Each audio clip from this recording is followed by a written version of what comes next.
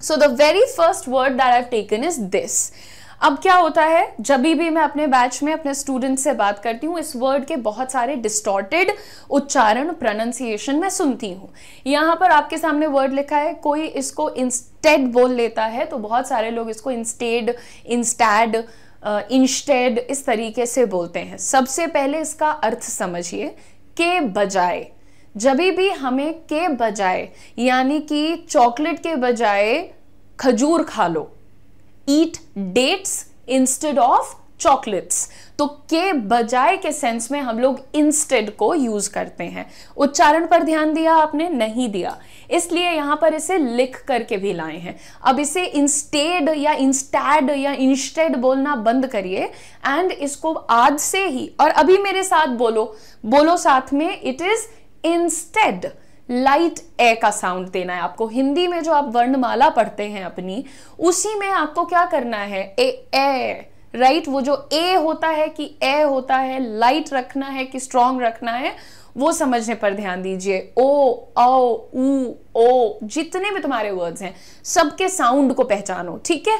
Next हम अपना word देखते हैं फटाक से। अब इसका तो बड़ा ही फनी एक मैंने आज ही सुना, एस्कीडेंट। व्हाट इज एन एस्कीडेंट? ये एक्सीडेंट है, एक्सीडेंट नहीं है। एक्सीडेंट बोलते बहुत सारे लोग। अच्छा, बहुत सारे लोगों के टी को बहुत हार्ड प्रोनाउंस करने का प्रॉब्लम होता है।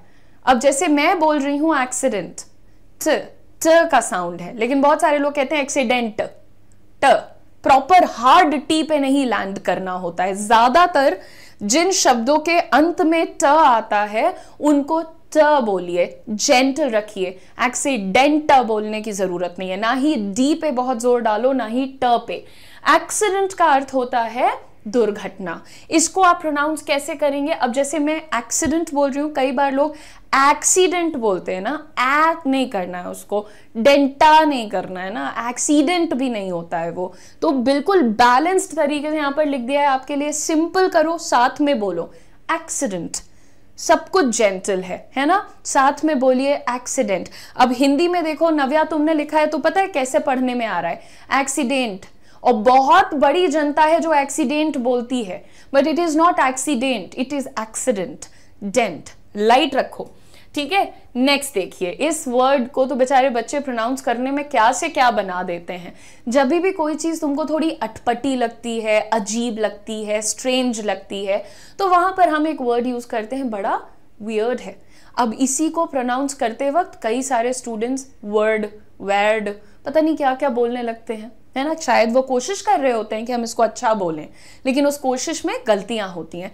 बहुत ही सिंप्लीफाइड इसका प्रोनाउंसिएशन आप देखिए, वियर्ड, वियर्ड, अर्ड, अर्ड पे रुको, ठीक है, आर पे ध्यान मत दो आप।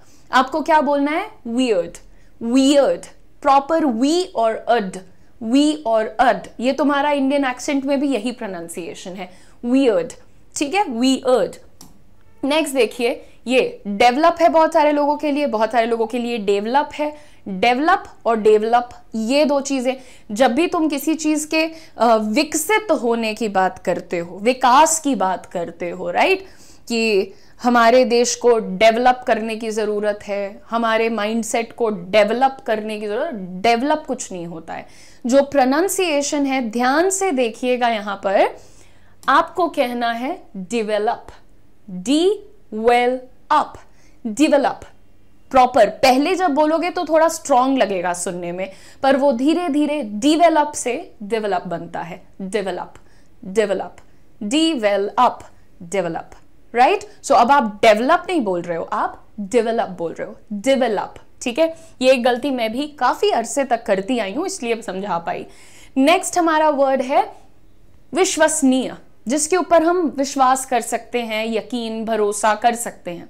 ऐसे लोगों को बहुत अलग अलग नामों से लोग बुलाते हैं, लेकिन यहां पर एक एडजेक्टिव है जो कि आप यूज कर सकते हैं उन लोगों के लिए, एंड द वर्ड इज, आप इसे क्या बोलते हैं, खुद से चेक करिए पहले, राइट। आपने चेक किया, अब अगर आपका उच्चारण इससे मैच कर रहा है, रिलायबल, रिलायबल, रिलायबल नहीं, रिलायबल नहीं होता है, रिलायबल कैसे बोलना है, रिलाय, लाई, रिलायबल, रिलायबल। सो यहां पर लाई के बाद हल्का सा अ का साउंड है और फिर बल है। सो आप कैसे बोलेंगे? रिलायबल। अब देखो बहुत बार लोगों को ब जल्दी से बोलने में दिक्कत आती है, रिलायबल कर देते हैं, ब ल बिल्कुल अलग अलग साउंड करता है। रिलायबल नहीं बोलना है, बल नहीं है वो, बल है, बल। ब्लेंडिंग ऑफ साउंड बोलते हैं इसको, जब आप ब और ला को आपस में मिक्स कर देते हैं दोनों साउंड को, this is called blending of sounds and which is very important. चाहे आप हिंदी बोलो, उर्दू बोलो, अंग्रेजी बोलो, फ्रेंच बोलो, स्पेनिश बोलो, जो बोलो, blending of sounds is very important. So don't call it reliable, call it reliable. ब, बिल्कुल ब और ल के साउंड को हमने जोड़ दिया. So make it reliable. So my father is a reliable man. My mother is a reliable parent. Of course my father is also a reliable parent. Just an example. ठीक है. नेक्स्ट देखते हैं अपना word ये वाला, admirable. Admirable. अब अगर हमें कोई भी चीज तारीफ के काबिल लगती है ना, कि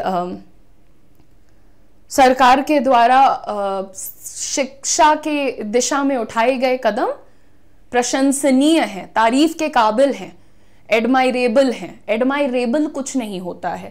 कैसे प्रोनाउंस करना है? Admirable. Admirable. It is not admirable.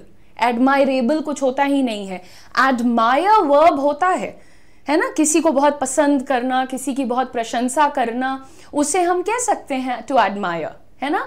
लेकिन जब इसको एडजेक्टिव बना रहे हैं तो ये क्या बन गया है भैया? लाइव और लाइक बराबर करके फटाफट पहले शेयर करिए, ठीक है, क्योंकि आपके प्रोनाउंसिएशन के लिए स्पेशल स्टेप लिया गया है, तो ये लो एनर्जी बिल्कुल नहीं चलेगी. जल्दी से शेयर करो सब लोग, ठीक है. सो नाउ यू से admirable. My sister is an admirable person. मेरी बहन बहुत ही प्यारी है यार, उसकी तारीफ की जानी चाहिए, है ना. My sister's cooking skills are admirable. मेरी बहन के खाना पकाने के स्किल्स बड़े प्रशंसनीय हैं, तो आप बोल सकते हैं, है ना. ओके, नेक्स्ट देखते हैं यहां पर ये वर्ड. जब भी ये होता है कि यार मैं यहां जब भी आती हूं ना, हमेशा मेरी गाड़ी पंचर हो जाती है, इस जगह को किसी ने श्राप दिया है, इस जगह पर कोई श्राप है ना. कहानियां छोड़ो, हम लोग कभी कभी बोलते नहीं यार एकदम पाप हो गया है, यहां आओ जब देखो तब गाड़ी खराब हो जाती है. दिस प्लेस इज, दिस पीछे की गली इज शापित, यानी उस पर कोई श्राप है. तो आप अंग्रेजी में उस चीज को क्या बोलते हैं? कर्सिड. आज ही सुना है मैंने, ज्यादातर वर्ड्स मैंने जो आज गलत सुने हैं वही लेकर के आई हूं. तो कर्सिड नहीं होता है वो. और इस तरीके से बहुत सारे लोग एड को बहुत स्ट्रॉन्ग प्रोनाउंस करते हैं. प्रोनाउंसिएशन सुनिएगा, कर्स्ड. कर्स्ड. एस और डी को ब्लेंड कर रहे हो आप यहां पर. कर्स्ड. एस और डी को आपने ब्लेंड करना है, यानी उनका मिश्रण करना है. कैसे करेंगे? कर्स्ड. कर्स्ड. मेरे साथ बोलिए, कर्सेड नहीं, कर्स्ड. कर्स्ड. कर्स्ड. ठीक है, ठीक है, बहुत शानदार भैया. व्हाट्सएप स्टेटस पे क्लास लगा दी है बेटा नव्या. अब तो बस लगे रहने दो, अब तो लोग आते ही रहेंगे मुझे लगता है. बहुत शुक्रिया यार, ठीक है. अच्छा, ये देखिए ये वाला वर्ड है, हमारे पास होती है शताब्दी एक्सप्रेस. हमें अपने किसी ओपिनियन को, अभिव्यक्ति को बताना है, मतलब आपको शेयर करना है, आपके साथ अभिव्यक्त करना है, व्यक्त करना है, तब भी कहते हैं आई हैव टू एक्सप्रेस. हर चीज एक्सप्रेस नहीं है, वो जो तेज गति से काम होता है उसको हम कहते हैं एक्सप्रेस. लेकिन अपनी अभिव्यक्ति को, यानी अपनी बातों को जाहिर करने को, शेयर करने को हम कहते हैं एक्सप्रेस. ये ई का साउंड होता है भैया, यहां पर एक्सप्रेस नहीं किया जाता है, एक्सप्रेस किया जाता है. लाइट रखो, ए नहीं, ई से बोलो और लाइट करके बोलो. Express. Express. I want to express myself. I want to express my gratitude to all of you. मैं अपना जो शुक्रिया है वो आप लोगों को तक पहुंचाना चाहूंगी, जो मैं फील कर रही हूं. So I want to express my gratitude to all of you. इस तरह से आपको इसे बनाना भी है और बोलना भी है, ठीक है.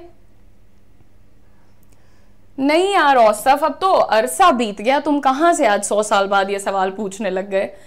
अच्छा, ये वर्ड है किसी को शर्मिंदा करना, किसी को नीचा दिखाना. तो इसके लिए क्या होता है? एम्बैरेस. एम्बैरेस कर दिया, एम्बैरेस. एम्बैरेस नहीं, embarrass. Embarrass. To embarrass someone. Embarrass. अस का प्रॉपर. एम्बैरेस नहीं, एम्बैरेस. अस का साउंड आ रहा है यहां पर। तो she was embarrassed by her enemies और she was embarrassed after her mistake. तो एम्बैरेस का मतलब हो जाता है शर्मिंदा करना, एम्बैरेस्ड का मतलब हो जाता है शर्मिंदा। तो यूज करते वक्त ध्यान भी दीजिएगा। नेक्स्ट हमारा जो वर्ड है दैट इज मिस्टुक। इसको तो कोई यूज ही नहीं करता है। देखो मिस्टेक का मतलब होता है गलती, ठीक है, और मिस्टुक जो है यहां पर एक मिस्टेक के सेकंड मीनिंग की तरह यूज हो रहा है। मिस्टेक का एक और अर्थ होता है जब आप किसी चीज को मिसअंडरस्टैंड कर लेते हैं या किसी को कुछ गलत समझ लेते हैं। जैसे कई बार होता नहीं है कि कोई इंसान खड़ा है और हमें लगता है कि वो मेरी बहन खड़ी है या मेरा भाई खड़ा है, पर हम जाके देखते हैं तो वो कोई और निकलता है। तो वहां पर हम क्या कहते हैं, अरे I misunderstood, I mistook you for my brother. तो इसका प्रोनाउंसिएशन क्या है, मिस्टुक, मिस्टुक, मिस्टुक। तो अब आपको इसे भी यूज करना है ना, मिस्टूक नहीं बोलना है इसको। किसी को हमने कुछ और समझ लिया, किसी और बात को कुछ और समझ लिया, किसी का मीनिंग गलत समझ लिया, तो ये जो मिसअंडरस्टैंडिंग वाला वर्ड है उसी का बिल्कुल सिनोनिम होता है मिस्टुक। और दोनों को लाइट रखो, mistook, mistook, mistook, light, light. Moving on to the next one, ये क्या है, एग्जैक्टली।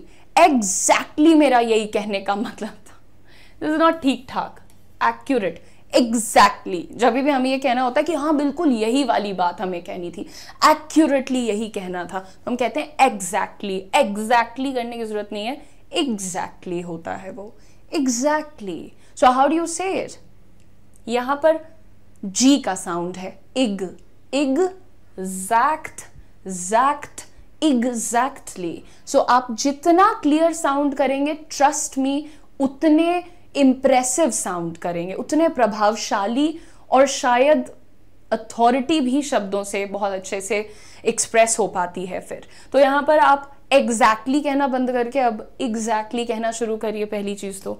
नेक्स्ट देखिए, डेंजरस। मैडम बहुत ही डेंजरस सिचुएशन में था मैं, डेंजरस कुछ नहीं होता है। द प्रोनाउंसिएशन, इसका अर्थ होता है खतरनाक, ठीक है। खतरनाक के लिए जनरली डेंजरस बहुत सुन रही हूं मैं आजकल, डेंजरस ना बोल के डेंजरस बोलिए, डेन।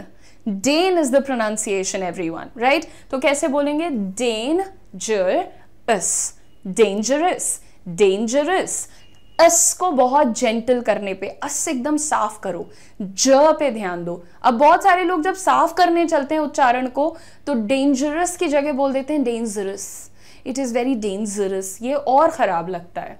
जिसका जो उच्चारण है उसको वही बोलिए, कुछ भी ऊटपटांग ना बोलें और अनाप शनाप ना बोलें। अच्छा, एक बार फटाफट से सब लोग लाइव और लाइक बराबर कर दीजिए तो, है ना।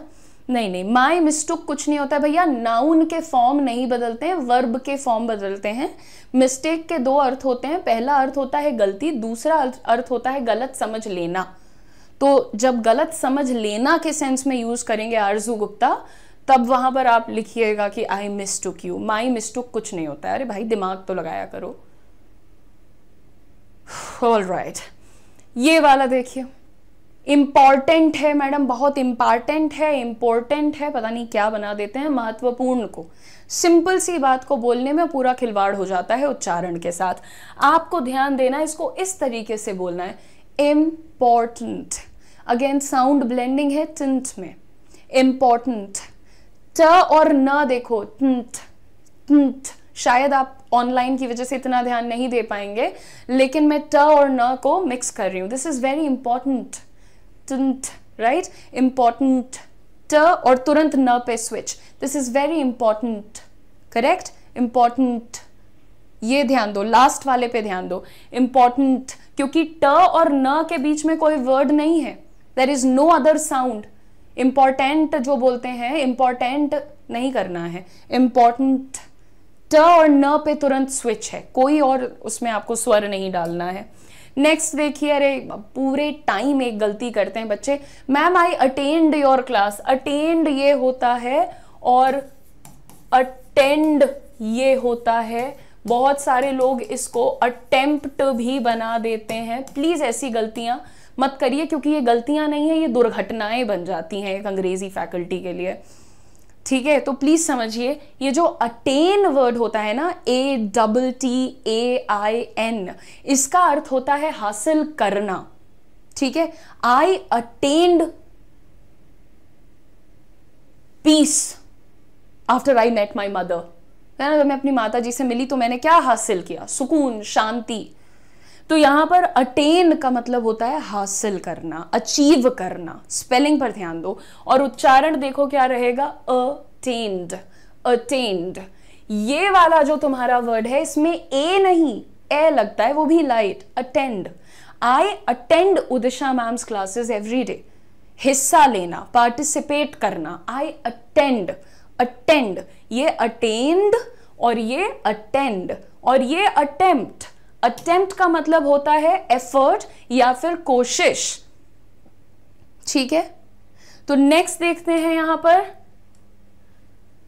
सीरियस। ओके, हमारा जब भी कोई इंसान बड़ा गंभीर हालत में होता है, बहुत गंभीर मूड में होता है, तब हम ये यूज करते हैं सीरियस। वैसे मैंने इसका तो आज तक खराब प्रोनाउंसिएशन कम ही सुना है, लेकिन आप ये देखिए कैसे बोलेंगे,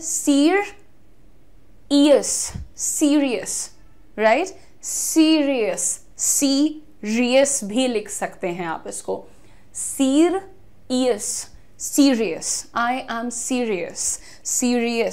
serious, I think seer and then down and then up, so serious, I think no, serious, so E is high, A is down, so serious, that's how you can draw chart also, सिखाते हैं by the way ये सब। anyway, included, शामिल करना, मुझे अब उसके group में शामिल किया गया, मुझे उसने अपनी बातों में शामिल कर लिया। लेकिन प्रोनाउंसिएशन लोग जो है अक्सर गलत करते हैं, included, I was included in that discussion, included नहीं होता है वो, it is not included, it is included, clued, included, included भी नहीं है, इंक्लूडेड करने की जरूरत नहीं है, इंक्लूडेड, इंक्लूडेड। तो जब तुम डेड को हल्का कर रहे हो, जेंटल कर रहे हो, तो वो ई जैसा साउंड आता है और बहुत धीरे आता है। इंक्लूडेड, इंक्लूडेड, जल्दी जल्दी बोलो, इंक्लूडेड, इंक्लूडेड, इंक्लूडेड, तो वो आईडी का साउंड हो गया है। अब इंक्लूडेड करोगे तो वो ए हो जाएगा, है ना, इंक्लूडेड नहीं, इंक्लूडेड। ठीक है, I was included in that discussion yesterday, मुझे उस डिस्कशन का हिस्सा बनाया गया था कल। अब नेक्स्ट वर्ड है हमारे पास ये वाला, इसमें तो हार्ड प्रोनाउंसिएशन की दिक्कत है। अक्सर लोग कहते हैं करेक्ट, करेक्ट, बहुत करेक्ट बोला इतना हार्ड नहीं करना है, इजी करके देखते हैं। करेक्ट, करेक्ट, क नहीं, क, लाइट क, इट इज करेक्ट, करेक्ट। जल्दी से क्या बोल रहे हो आप, क, करेक्ट नहीं बोल रहे हो आप क्या बोल रहे हो, करेक्ट, सही, correct, absolutely correct, correct, correct. So letter k and then rect. I know ये पढ़ाने में ना देखते वक्त बहुत फनी लगता है, बट अभी सामने बैठे होते 4 बार बुलवाती आपका सही हो जाता, तो आपको बोलना पड़ेगा। ठीक है ma'am, may I know what is the difference between attend and attend? I think I already explain that, you can री watch the video after it's over. Next word is this one, जुड़ा हुआ, मिला हुआ, etcetera. मैं भी उस कार्यक्रम में जुड़ा हुआ हूँ, या इस गलती में मैं भी मिला हुआ था, इस क्राइम में वो भी मिला हुआ था। तो मिला हुआ, जुड़ा हुआ के लिए हम वर्ड यूज करते हैं इन्वॉल्व्ड, राइट। प्रोनाउंसिएशन कैसे ठीक करेंगे इसका, इन्वॉल्व्ड, वॉल्व्ड, एल और वी का ब्लेंडिंग है यहाँ पर, इन्वॉल्व्ड। ल पे तुरंत व जा रहा है आपका, ठीक है। सो क्या कहेंगे आप, इनवॉल्व्ड, इन्वॉल्व्ड। आपका जो सेकंड एल के बाद वाला वी है वो बहुत कम साउंड कर रहा है, आप कह रहे हैं इन्वॉल्व्ड, इन्वॉल्व्ड। एम्फेसिस कहां पर है, ओ के साउंड पर है। इन्वॉल्व्ड सबसे ज्यादा क्या सुनाई देता है, ओ सुनाई देता है, इन्वॉल्व्ड। आई वॉज इन्वॉल्व्ड, है ना, तो व साउंड पर काम करिए। इन्वॉल्व्ड, इन्वॉल्व्ड नहीं होता है, बहुत सारे लोगों को व में दिक्कत आती है, व को भ बनाते हैं, बट वो मत किया करिए। व जब भी हम बोलते हैं तो हमारे ऊपर के दांत हमारे नीचे के लिप्स पे आते हैं, व। और ब जब आप बोलते हैं ब या भ, तो आपके दोनों लिप्स आपस में मिलते हैं, इसका ध्यान दीजिए, वरना आप हमेशा वर्ब को भर्ब बोलते रहेंगे और वो गलत होता है। नेक्स्ट देखते हैं यहाँ पर, यह है एक महीने का नाम जो कि आप 2000 करोड़ बार तो सुन ही चुके होंगे कि ये फरवरी नहीं होता है। हिंदी में भी इसका नाम अलग होता है अगर शुद्ध हिंदी वाला कैलेंडर देखोगे तो, लेकिन जो कॉमनली बोला जाता होता है फरवरी। ठीक है, अब घर के बच्चों को पूछो महीने का नाम बताओ तो जनवरी, फरवरी, मार्च, अप्रैल, मई, जून चालू कर देते हैं, विच इज इनकरेक्ट है ना। अगर अंग्रेजी में नाम बता रहे हैं तब इस महीने का नाम हो जाता है, आप या तो बोल सकते हैं फेब्रुअरी या फिर आप बोल सकते हैं फेब्रुअरी। आर हटा दो, FEB के बाद वाला जो आर है ना वो हटा दो, आसान हो जाता है actually. February, February, right, February, February, right. या तो आप फेब्रुअरी बोल सकते हैं या तो आप फेब्रुअरी बोल सकते हैं, February, February, even that's absolutely correct. और ज्यादा दिक्कत है, परेशानी है कि आपको कहना है फेब, मेरा बर्थडे फेब में होता है, फरवरी, फरवरी नहीं बोलना है। आज फिर से एक बार कुछ इंटरेस्टिंग वर्ड्स हमारे सामने, ये वर्ड लिखा हुआ है, मैंने इसे 2016 तक फेसिशियस पढ़ा है, फेसिशियस पढ़ा है मैंने, और इससे मिलता जुलता एक और वर्ड होता है फैक्टिशियस, लेकिन ये तो फेसिशियस बिल्कुल नहीं है। सबसे पहले वर्ड कितना इंटरेस्टिंग है, इसका अर्थ समझो। कुछ लोग ऐसे होते हैं जो कि जानबूझकर गंभीर स्थिति में उसको गंभीरता से नहीं लेते हैं, बल्कि वहां मजाक उड़ाते हैं, थोड़ा सा अनुचित तरीके का एक माहौल बनाते हैं, सीरियस नहीं होते हैं जब चीजों को लेकर के, तो ऐसे लोगों को हम कहते हैं फैसिशियस। फेसिशियस नहीं, फैसिशियस, जल्दी से बोलना है, फैसिशियस, मेरे साथ बोलिएगा सब लोग, फैसिशियस। ये जो मैं UH का साउंड लिखती हूं इसका प्रोनाउंसिएशन होता है अ, और इसको कहा जाता है द श्व साउंड। ठीक है, ये जो लाइट वाला अ होता है जिसमें हम कहते हैं फैसिशियस। ठीक है, जैसे फ सी श स, फैसिशियस। ठीक है, तो इसका मीनिंग भी आपने देख लिया है। नेक्स्ट वर्ड देखिए, यहां पर लिखा हुआ है शरबत, राइट। लेकिन हम इसे कैसे पढ़ते हैं, शरबत, क्योंकि हम लोग शरबत पीते आए हैं, है ना। कोई मिश्राम्बू पी रहा है तो कोई रूह अफ़ज़ा पी रहा है तो कोई ठंडाई पी रहा है, कुछ तो कुछ पी रहे हैं बचपन से, है ना। तो शरबत, अरे नींबू चीनी का शरबत पी लेते हैं हमारे वहाँ। तो लोग इस वर्ड को भी ठीक उसे, अंग्रेजी में आप बात कर रहे हैं और आपको कहना है कि यार मेरा एक गिलास ठंडा शरबत पीने का मन कर रहा है। अब देखो शरबत जो है वो उर्दू वर्ड है, ठीक है, तो तुम शरबत बोलते हो उसको, लेकिन जब तुम अंग्रेजी में उसको उठा के ले आए हो, मान लो कि तुम टर्की के ओरिजिन से उसको उठा के ले आए, तुमने कहा कि चलो ये इंग्लिश का अब हिस्सा है, तो फिर उसको इंग्लिश की तरह बोलना पड़ेगा अब। सो अंग्रेजी में अगर आप ये कहेंगे कि I want to have a glass of sharbat, थोड़ा सा ऑकवर्ड साउंड करता है, तो उसको हम कैसे सही तरीके से प्रोनाउंस करते हैं, शरबत, शरबत। ये अंग्रेजों की निशानी है भाई, वो शर और र को अक्सर साइलेंट कर देते हैं, टी को जेंटल कर देते हैं। हम कैसे बोलते हैं, शरबत, और ये लोग कैसे बोलते हैं, शरबत, शरबत, शरबत। सो एक फॉल है अगर आप बट पे ध्यान देंगे तो, शरबत, ओके। एंड मीनिंग सिंपल होता है, शरबत की बात हो रही है। इस वर्ड का पहला इस्तेमाल जो है टर्की में किधर तो हुआ, वहां से वो अरब देशों में जो है काफी पॉपुलर होता गया। ये इस वर्ड का अर्थ जो है होता था टू ड्रिंक, पीना, ठीक है। तो ये जब आते आते इसके साथ डिस्टॉर्शंस होते गए, बदलाव होते गए, तो कई दूसरे देशों में ये जाकर के एक ड्रिंक का नाम ही बन गया, ठीक है। किसी भी पेय पदार्थ को, किसी भी पेय पदार्थ को नहीं, मीठे पेय पदार्थ को शरबत कहा जाने लगा हिंदी, उर्दू में, और अंग्रेजी में शरबत, ठीक है। तो नेक्स्ट वर्ड देखते हैं इसी तरीके से, ये इसको आप लोग क्या पढ़ते हैं अभी तक, नाइस पढ़ रहे हैं, नीचे पढ़ रहे हैं, ऊपर पढ़ रहे हैं, नहीं जी ऐसा कुछ भी नहीं। तो क्या होता है, ये वर्ड कहां पर आपको यूज करना है, जब भी आप बात करते हैं अपनी स्पेशलाइजेशन की, अपने स्पेशल एरिया की, जब आप बात करते हैं अपने एक्सपर्टीज की। तो जैसे मैं अपनी एक्सपर्टीज, अपने खास एरिया की अगर बात करूंगी तो मैं बोलूंगी कम्युनिकेशन इज माई निश। क्या बोला मैंने नीचे, नाइस नहीं, मैंने बोला कम्युनिकेशन इज माई निश, यानी कि ये बात करता है आपकी खास एक्सपर्ट एरिया की। पर्सनली आपका किसी कंपनी का एक एक्सपर्ट एरिया होता है, एक स्पेशल एरिया होता है जिसमें वो स्पेशलाइज कर रहे होते हैं, है ना। तो वैसे ही हर बंदा भी जो है स्पेशलाइज करता है, हर इंसान जो है स्पेशलाइज करता है किसी एक एरिया में। तो वहां पर जो है हम उसको बोलते हैं खास क्षेत्र या फिर निश। प्रोनाउंसिएशन यहाँ पर लिख भी दिया है निश, जैसे आप लोग घर में नाम लेते हैं निशा, तो उसमें से अ हटा दीजिए, निश बोलिए इसे।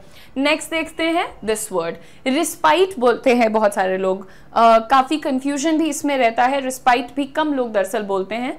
द प्रॉब्लम इज, इसका अर्थ पहले आप समझ लीजिए। अर्थ होता है थोड़ा सा आराम, थोड़ा सा विश्राम, बहुत भगदड़ में से थोड़ा सा पॉज। तो रिस्पाइट वर्ड जो है तुम्हारा, इसमें हम तो सही पढ़ रहे हैं रिस्पाइट, रिस्पाइट ही होता है वो, but it is respite, right. So बहुत सारे लोग उसको रिस्पाइट कर, actually respite is correct, respite is incorrect. आप ध्यान दीजिएगा, रिस्पाइट, राइट। सो ये जो लाइट आई दिख रहा है ये हल्की की मात्रा, और स्पाइट, ठीक है। तो जैसे स्प्राइट बोलते हो अपना कोल्ड ड्रिंक, वैसे ही स्पाइट बोलना है। नेक्स्ट वर्ड हम यहां पर देखते हैं ये, जैसे इंग्लैंड के लोगों को हम कहते हैं इंग्लिश, अमेरिका के लोगों को हम कहते हैं अमेरिकन, चाइना के लोगों को हम कहते हैं चाइनीज, इंडिया के लोगों को हम कहते हैं इंडियन। वैसे ही ऑफ कोर्स वियतनाम से जो लोग आते हैं, जो वियतनामी हैं हिंदी में, अंग्रेजी में उनको कहा जाता है ये वर्ड, राइट। और प्रोनाउंसिएशन क्या हो जाता है यहां पर, it is very simple, Vietnamese, it is not Vietnamese, it is not Vietnamese, क्योंकि कंट्री का नाम डेफिनेटली वियतनाम है। The country is Vietnam, but the people of Vietnam are called Vietnamese. Vietnamese. जैसे एक सवाल है, नेपाल के लोगों को आप क्या बोलते हैं? हिंदी में आप नेपाली कहते हैं, बट अंग्रेजी में क्या कहते हैं? तो ये सोचिए, बिल्कुल रखते हैं। भूटान के लोगों को आप कैसे प्रोनाउंस करते हैं? तो ये चेक करिएगा जरा सा। नेक्स्ट, अच्छा ठीक है, यहाँ पर हम वो लगाना भूल गए हैं, एनिमेशन। बहरहाल चलो यहाँ से शुरू करते हैं। तो दो चीजें, दो मीनिंग्स आप समझिएगा। वल्नरेबल आपका वर्ड है, ठीक है, इसका प्रोनाउंसिएशन यहां पर लिखा हुआ है, वल्नरेबल नहीं बोलना है, ठीक है। वल्नरेबल और वल्नरेबल बिल्कुल भी ना बोलें, लाइट रखिए प्रोनाउंसिएशन, वल न रबल, वल्नरेबल, वल्नरेबल, रबल बोल रही हूं ना मैं, वल्नरेबल नहीं बोल रही हूं। अच्छा, वल्नरेबल कौन से प्रकार के लोग होते हैं? कभी कभी होता है लड़ाई झगड़ा हो जाता है, या हम लोग दुखी होते हैं, तो हम लोग बहुत ज्यादा सेंसिटिव होके बैठे होते हैं, बिल्कुल, है ना, बिल्कुल रोना चाहते हैं, अपने दुख बांटना चाहते हैं, ओवर शेयर करना चाहते हैं, तो कहा जाता है she is very vulnerable right now, अभी वो बहुत ज्यादा वल्नरेबल हो रखी है, ओके। और असुरक्षित, असुरक्षित यानी open to be harmed, open to danger, जो लोग या जो भी चीज खतरे के करीब होती है या उसको खतरा पहुंच सकता है, ऐसी चीजों को हम कहते हैं vulnerable. He is in a very vulnerable position, यानी अभी एक बहुत ही असुरक्षित जोन में है वो। तो वल्नरेबल तुम्हारा वर्ड है, दो मीनिंग्स हैं, ध्यान से यूज करना। नेक्स्ट देखते हैं हमारा ये वर्ड। देखो जैसे अभी मैंने तुम्हें बताया कि जो तुम्हारा वर्ड है शरबत, दैट वाज ओके, वो वर्ड जो है उसका जन्म हुआ था टर्की में कहीं, और फिर वो सारी दुनिया में ट्रैवल करके हर तरफ पहुंच गया। तो ये जो आप एक शब्दों के का पूरा ओरिजिन पढ़ते हैं ना, शब्दों की बनावट को देखते हैं कि इसका उत्थान कहाँ हुआ था, ओरिजिन कहाँ पर हुआ था, लेट अस से, एंड उसके बाद इसके कैसे कैसे किसी देश से, किसी कल्चर से संबंध बने, और फिर ये शब्द अपने आप में बदलता चला गया। इस स्टडी को हम बोलते हैं ये वर्ड, जिसको मैं भी अभी बहुत रिसेंटली तक बहुत कंफर्टेबली कहती थी एटाइमोलॉजी। लेकिन दोस्तों आप यहां पर ध्यान से देखिए, इसका प्रोनाउंसिएशन तो मैंने लिखा ही, ओह ये रहा, ठीक है, ये रहा pronunciation, it is etymology, right. And बहुत सारे लोग इसको एटमोलॉजी भी बोलते हैं, लजी। सो हाउएवर इंडियन एक्सेंट से मजबूर मैं इसे बोलूंगी एटमोलॉजी, लॉजी, क्योंकि हम बायोलॉजी कहते हैं, बायोलॉजी नहीं बोलते हैं, राइट। बायोलॉजी बोलते हो या बायोलॉजी बोलते हो, हम इंडियन एक्सेंट पे मजबूर हैं तो हम कहते हैं बायोलॉजी, ठीक है, जो कि बिल्कुल गलत नहीं है। सिमिलरली आप बायोलॉजी भी बोल सकते हैं, बायोलॉजी भी बोल सकते हैं। इस वर्ड को आप एटमोलॉजी भी बोल सकते हैं, एटमोलॉजी भी बोल सकते हैं, एटमोलॉजी, एटमोलॉजी, एटमोलॉजी, एटमोलॉजी, ठीक है। तो कंफ्यूज हो रहे होगे, एक में मैं लॉजी बोल रही हूँ, एक में मैं लजी बोल रही हूँ, सो ध्यान देना। नेक्स्ट एक मछली होती है, लोग खाते हैं अपेरेंटली, मुझे ज्यादा इसके बारे में पता नहीं है, लिखा जाता है सैल्मन लेकिन होता है salmon. The pronunciation is salmon everyone, this is written very clearly. फिर आप देख लीजिए यहाँ पर जो भी आंखों के आपके डॉक्टर होते हैं उनकी स्पेलिंग ये होती है, लोग बोलते हैं ऑप्थेल्मोलॉजिस्ट, कुछ ऐसा ही बोलते हैं जहां तक मुझे पता है, राइट। ऑप का साउंड तो बहुत क्लियर रहता है। आप जरा ध्यान दीजिए, ये जो तुम्हारा PH होता है, इसको जब तुम फिजिक्स पढ़ते हो तो यहाँ तो फ का साउंड दे देते हो, फिर यहां पर फ का साउंड क्यों नहीं देते हो? देना चाहिए। The pronunciation is ophthalmologist. Logist इन्होंने फिर से नहीं बोला है, because again these are like English people, but इसको बोलते हैं, चलो इसको कहते हैं ophthalmologist, ophthalmologist, ophthalmologist, ophthalmologist, ophthalmologist, ophthalmologist, logist, logist. Notice the difference. Practice करो बड़े शब्दों में, काफी टाइम लगता है। डॉक्टर को, आंखों के डॉक्टर को बोलते हैं। And next set of words देख लेते हैं। ऑल्सो टाइम थोड़ा ज्यादा खिंच रहा था, मेरी आदत नहीं इतने लंबे सेशंस की, तो मैंने 20 वर्ड से 15 कर दिया है, आपकी परमिशन नहीं ली, अब दे दीजिएगा प्लीज, ठीक है? ओके। अच्छा ये देखो, ये क्या, कोई भी चीज जो गांव से जुड़ी हुई होती है, ग्रामीण होती है, उसको हम कहते हैं, ये word pronunciation rural. How do you pronounce it? Rural. Okay, how do you say it? र। एक होता है जो तुम अपनी टंग को, देखो ये बहुत बड़ा काम सिखा रही हूं, जो आपकी जबान है इसको थोड़ा पीछे पुल करिए और ऊपर को टर्न करिए, ठीक है? और अब बोलिए र। सो एक होता है रूरल और एक होता है रूरल। सो ये जो पीछे करके और ट्विस्ट करते हो या बेंड करते हो उसको, वहां पर र का साउंड आता है। र र र र र र र। So please work on this, ये जरूरी होता है। तभी देखिए मैं कहती हूं जरूरी, बहुत सारे लोग कहते हैं जरूरी, तो there is a difference in this also. ज ज, please notice the differences and work on it time से। ये एक वर्ड है जिसको तो मुझे लगता है सारी दुनिया ही गलत प्रोनाउंस कर रही होती है, नहीं, मैं कुछ जान पहचान के लोग ऐसा ही बोलते हैं। तो जब भी कोई चीज किसी भी चीज का बेस्ट एग्जाम्पल होता है, ठीक है? जैसे अगर मैं ये कहूंगी कि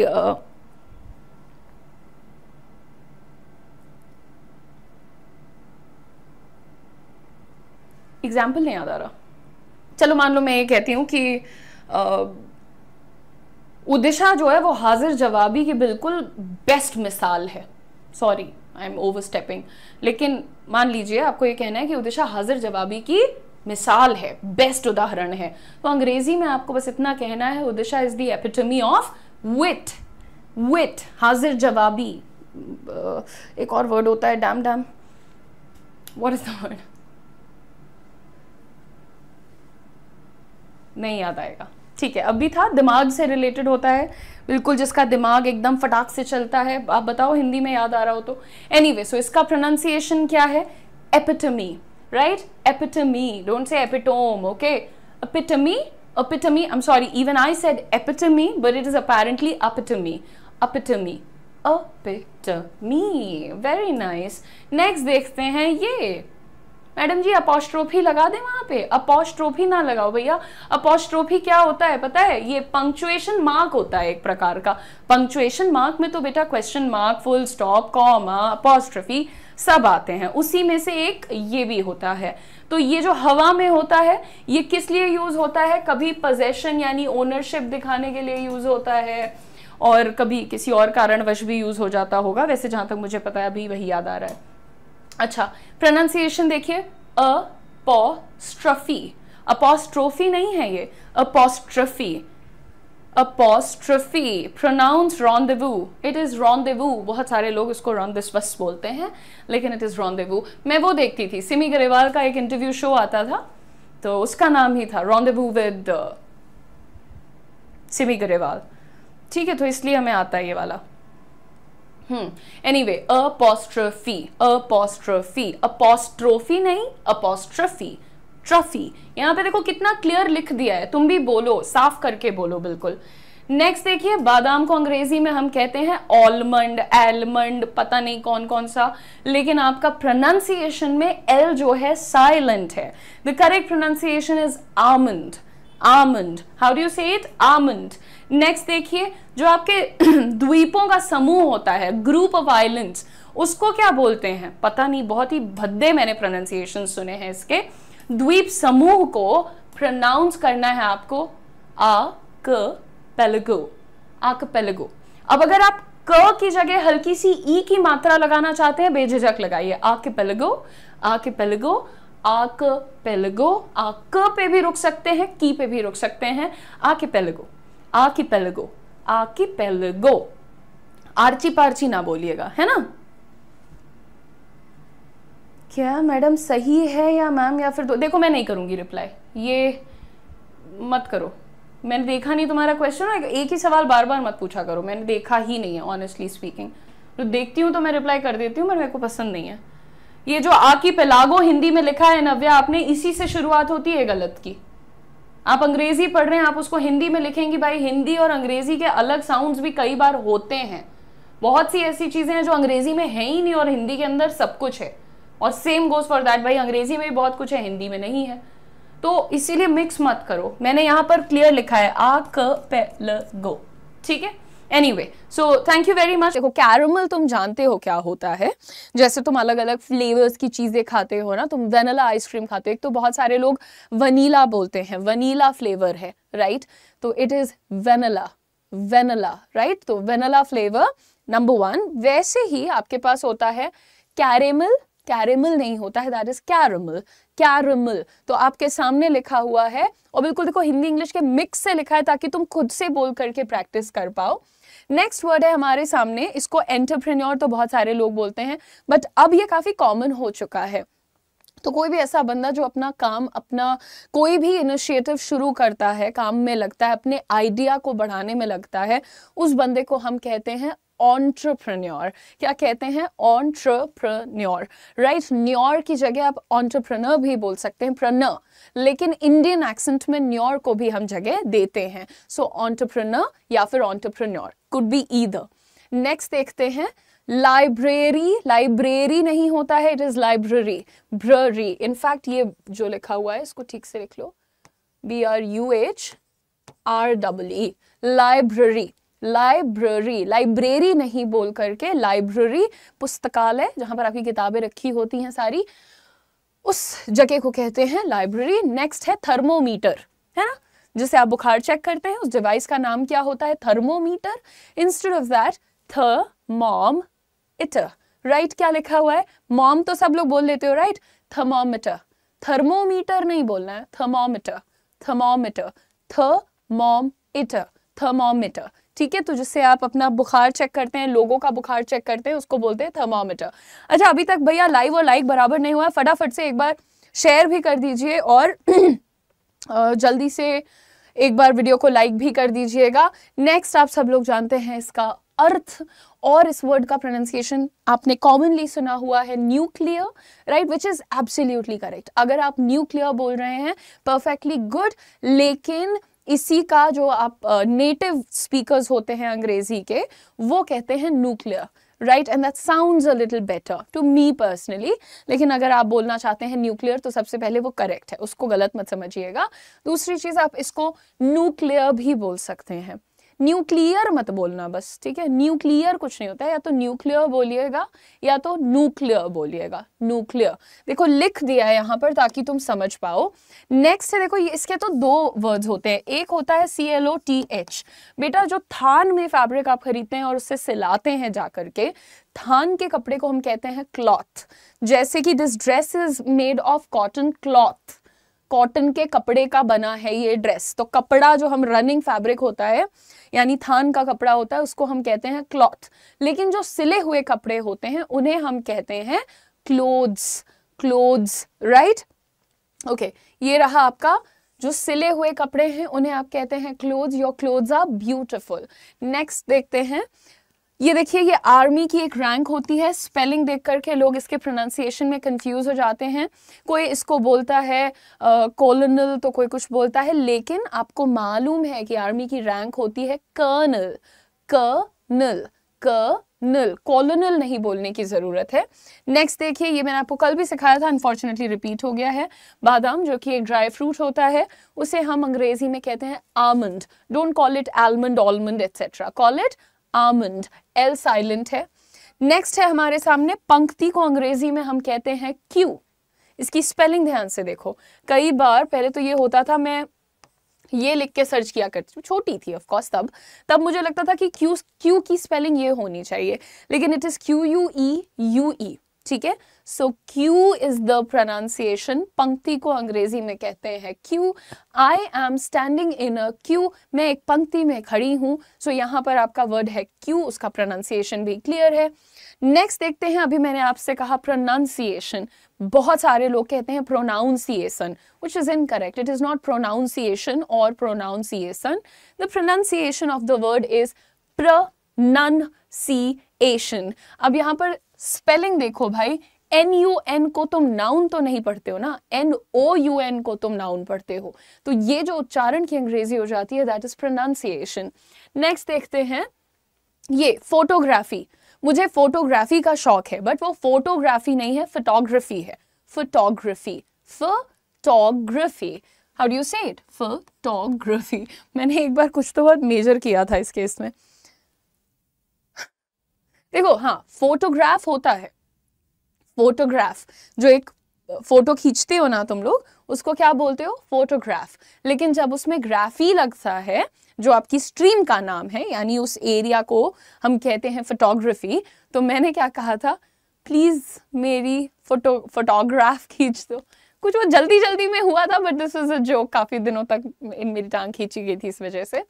एनीवे, सो जो इंडस्ट्री होती है, जो बेसिकली क्रिया होती है फोटो खींचने की, उसको कहते हैं, जो कला होती है फोटो खींचने की, उसे कहते हैं फोटोग्राफी। पिक्चर को कहते हैं photograph. So photography but photograph, याद रखना, ठीक है। नेक्स्ट देखते हैं, अच्छा आप लोग ये क्वायर, क्वायर, आर ना लगाइए यहाँ पर, क्वायर, ठीक है। देखो क्या होता है कि आपने देखा होगा, सुना होगा एक्चुअली, लोग गाना गाते हैं तो पीछे से आपको जब उनकी लाइन खत्म होती है तो बैकग्राउंड में कुछ आवाजें आती रहती हैं, आ लाइक दैट, नो। तो वो जो बहुत सारे लोग होते हैं आ करते रहते हैं, वो जो समूह होता है और बैकग्राउंड म्यूजिक देता है, उसे कहते हैं क्वायर। अच्छा, आप लोग स्कूल जाते थे तो आपकी जब असेंबली होती थी, प्रेयर्स होती थी, वहां पर लोगों का एक समूह होता था, वो म्यूजिक टीम होती थी, और वो खड़े होते थे स्टेज पे और जनरली वो लीड करते थे प्रेयर्स में, उसको भी कहते हैं क्वायर। प्रोनाउंसिएशन क्या है? क्वायर। कॉयर, कॉयर करना बंद करो, इट इज क्वायर, क्वायर, क्वा क्वा, ओके।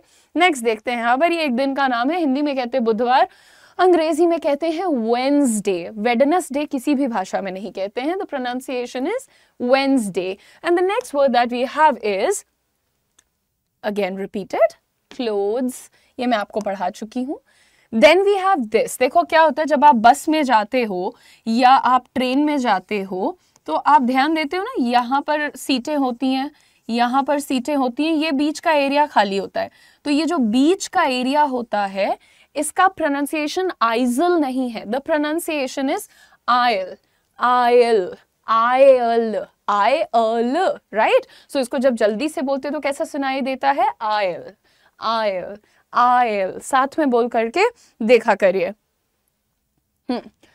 नेक्स्ट देखते हैं, ये रहा आपका वर्ड। इसमें बी जो है हमें क्लियर दिखता है, तो कभी कभी जिन्हें नहीं मालूम होता वो कहते हैं सबटल, लेकिन सबटल नहीं है इसका प्रोनाउंसिएशन, इसका प्रोनाउंसिएशन है सटल, सटल।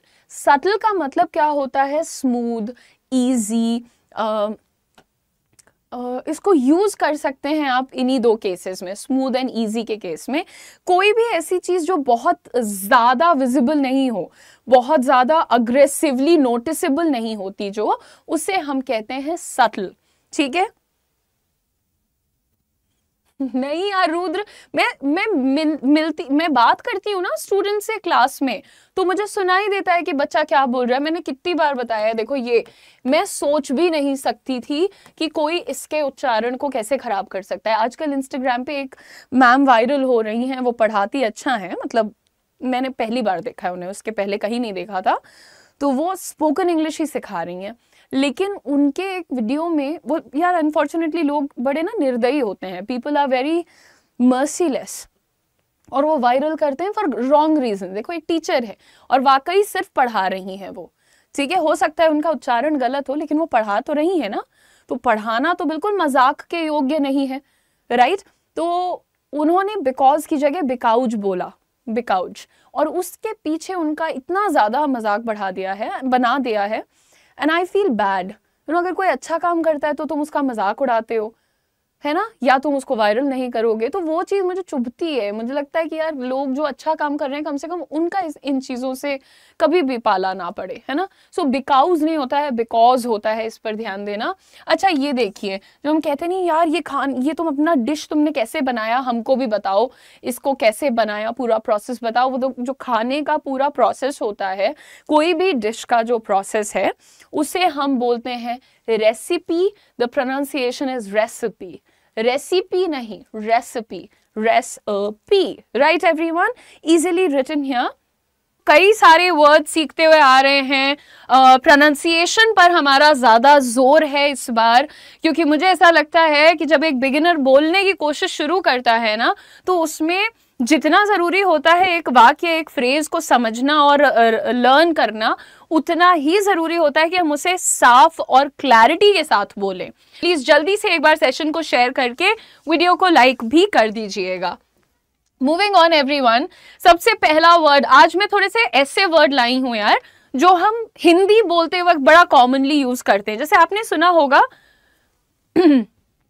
सुना होगा सरासर। अरे वो सरासर गलत है, अरे वो सरासर झूठ बोलता है। तो ये जो वर्ड हमारे पास है सरासर, इसके लिए अंग्रेजी में हम कहते हैं आउट एंड आउट।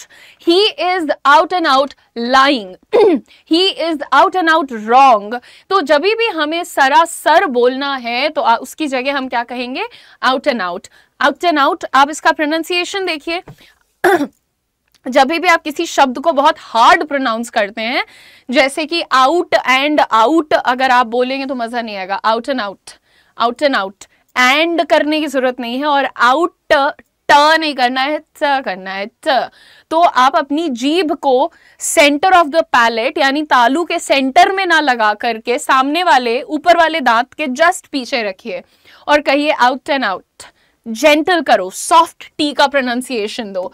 नेक्स्ट है बहुत खुश, ये तो बड़ा इजी सा है, लेकिन इसके लिए वर्ड है हमारे पास फ्लाइंग हाई। आज तो वो बहुत खुश है, today he is flying high. अब flying, flying high, high high नहीं है वो बेटा, फ्लाइंग हाई, हाई पे ले आकर, जैसे बोलते हैं ना हाई, वैसे बोलना है आपको, today he is flying high.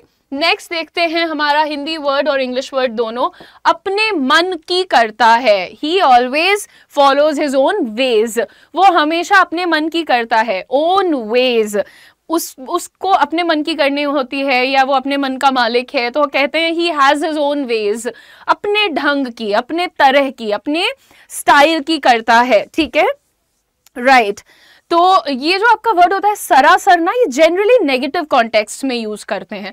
आपने कभी नहीं सुना होगा कि वो सरासर परफेक्ट है, ऐसा नहीं होता। जनरली इसका कॉन्टेक्स्ट जो है वो नेगेटिव होता है, पूरी तरह से के लिए ये यूज किया जाता है, बट कॉन्टेक्स्ट नेगेटिव होता है, वैसे ही यूज करना। नेक्स्ट देखते हैं यहाँ पर हिंदी में, यार तुम ये सुनी सुनाई बातें मत लेकर के आया करो, don't come to me with your here से। हमारा क्या वर्ड है, हियर से, हियर से नहीं, हियर से, हियर, हियर पर ध्यान दो, hearsay. Don't come to me with your here से, ये अपनी सुनी सुनाई बातें लेकर के मेरे पास मत आओ। तो कैसे कहते हैं हम, don't come to me with your here से। The next word that we have is मुझसे। Again this is a very easy one. तुम्हें मुझसे क्या चाहिए, what do you want from me. So मुझ से के लिए वी हैव, अयो ठीक है आ जाएगा, एनीवे अच्छा, इसका मैंने अंग्रेजी आपको बता दिया है, मुझसे की अंग्रेजी हो जाती है फ्रॉम मी। लेकिन किसी भी चीज पर काबू पाना, तुम्हें अपने डर पे काबू पाना चाहिए, you should overcome your fear. What is the pronunciation, overcome या फिर ओवरकम नहीं होता है, it is overcome, over overcome. You should overcome your fear. So the next word that we have is आजकल. क्या कर रहे हो यार आजकल तुम? आजकल कहाँ काम करते हो तुम? आजकल कहाँ रहती हो तुम, एटसेट्रा. ये जो आजकल हमारा फ्रेज है, इसके लिए अंग्रेजी में वर्ड होता है nowadays. अब ये जो है ना, ये स्पेस हम दे के नहीं लिखते हैं. इस वर्ड में स्पेस दे करके हम नहीं लिखते हैं. प्रोनाउंसिएशन के लिए और क्लैरिटी के लिए हमने लिख दिया है. प्रोनाउंसिएशन कैसा रहेगा इसका? nowadays.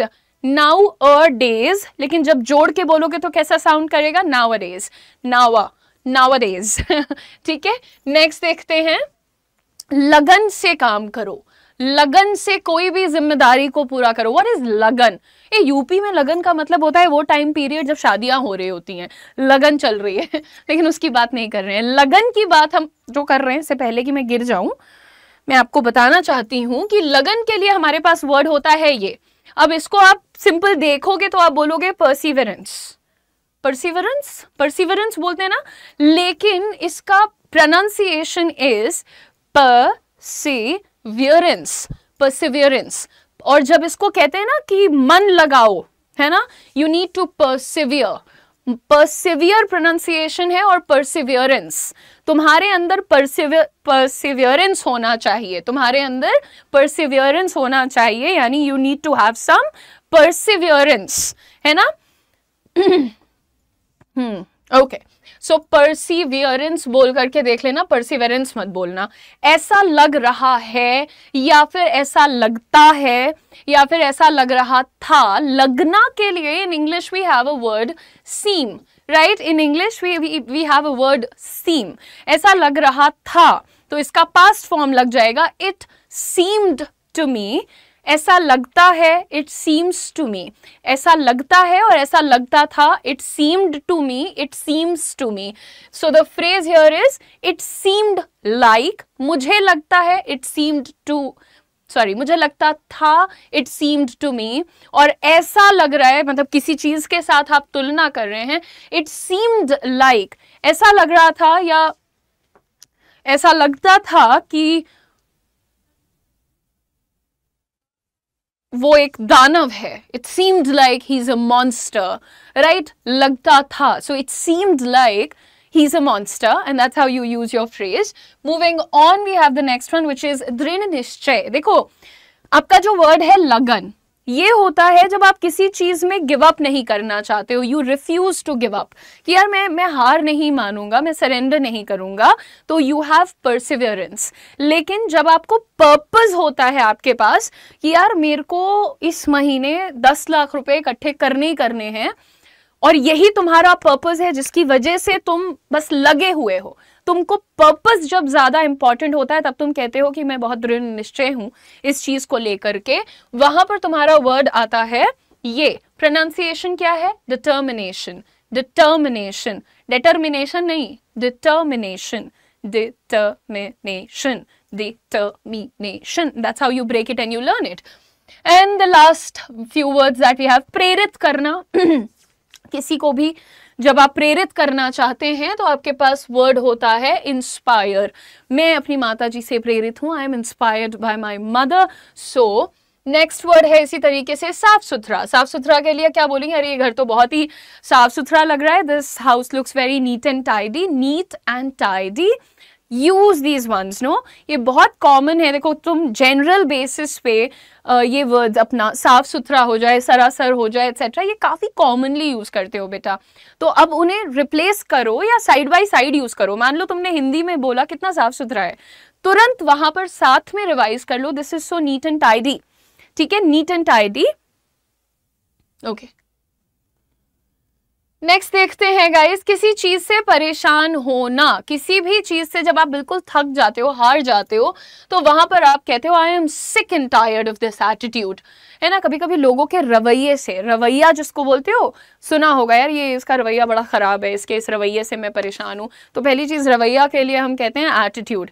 दूसरा, मैं थक चुकी हूं, मैंने हार मान ली है, मैं बिल्कुल किसी चीज से कंप्लीटली परेशान हो गई हूं. तो इन अंग्रेजी भी से I am sick and tired of this attitude. I am sick and tired of these problems. I am sick and tired of the traffic. Right? इस तरह से आप बोलते हैं. नेक्स्ट देखते हैं बहुत दुबला होना. अगर कोई, कभी कभी ऐसा होता है, देखो पहले तो मैं सबको ये सलाह दूंगी कि किसी के भी फिजिकल फीचर्स पे कमेंट करने से पहले 100 बार सोचो, और लिटरली काउंट करके 100 बार सोचो। जब तक तुम 100 बार सोच के कंप्लीट करोगे वो इंसान जा चुका होगा, क्योंकि किसी के भी फिजिकल फीचर पे कमेंट करने का अधिकार तुम्हें नहीं है, बिकॉज ना तो उस इंसान ने खुद को फिजिकली वैसा बनाया है, ना तो तुमने उसको बनाया है, ना तो तुम उसे सुधार सकते हो, ना तो तुम उसे बिगाड़ सकते हो। तो फिजिकल जो भी चीजें हैं वो ईश्वर ने देके भेजी हैं। So please do not have an opinion about कोई कैसा दिखता है, कोई क्या कपड़े पहना हुआ है, या किसी का वजन कैसा है एक्सेट्रा। लेकिन अगर कोई बहुत दुबला होता है तो उसके लिए हमारे पास एक फ्रेज होता है, skin and bones. After my friend was discharged from the hospital, all she was left with was skin and bones. She was completely skin and bones, यानी कि बहुत पतली हो गई थी, एक्सट्रीमली दुबली हो गई थी, तो हम कहते हैं she was skin and bones. And then the next word that we have is जरूरी हिस्सा। जरूरी हिस्सा को अंग्रेजी में हम क्या कहते हैं?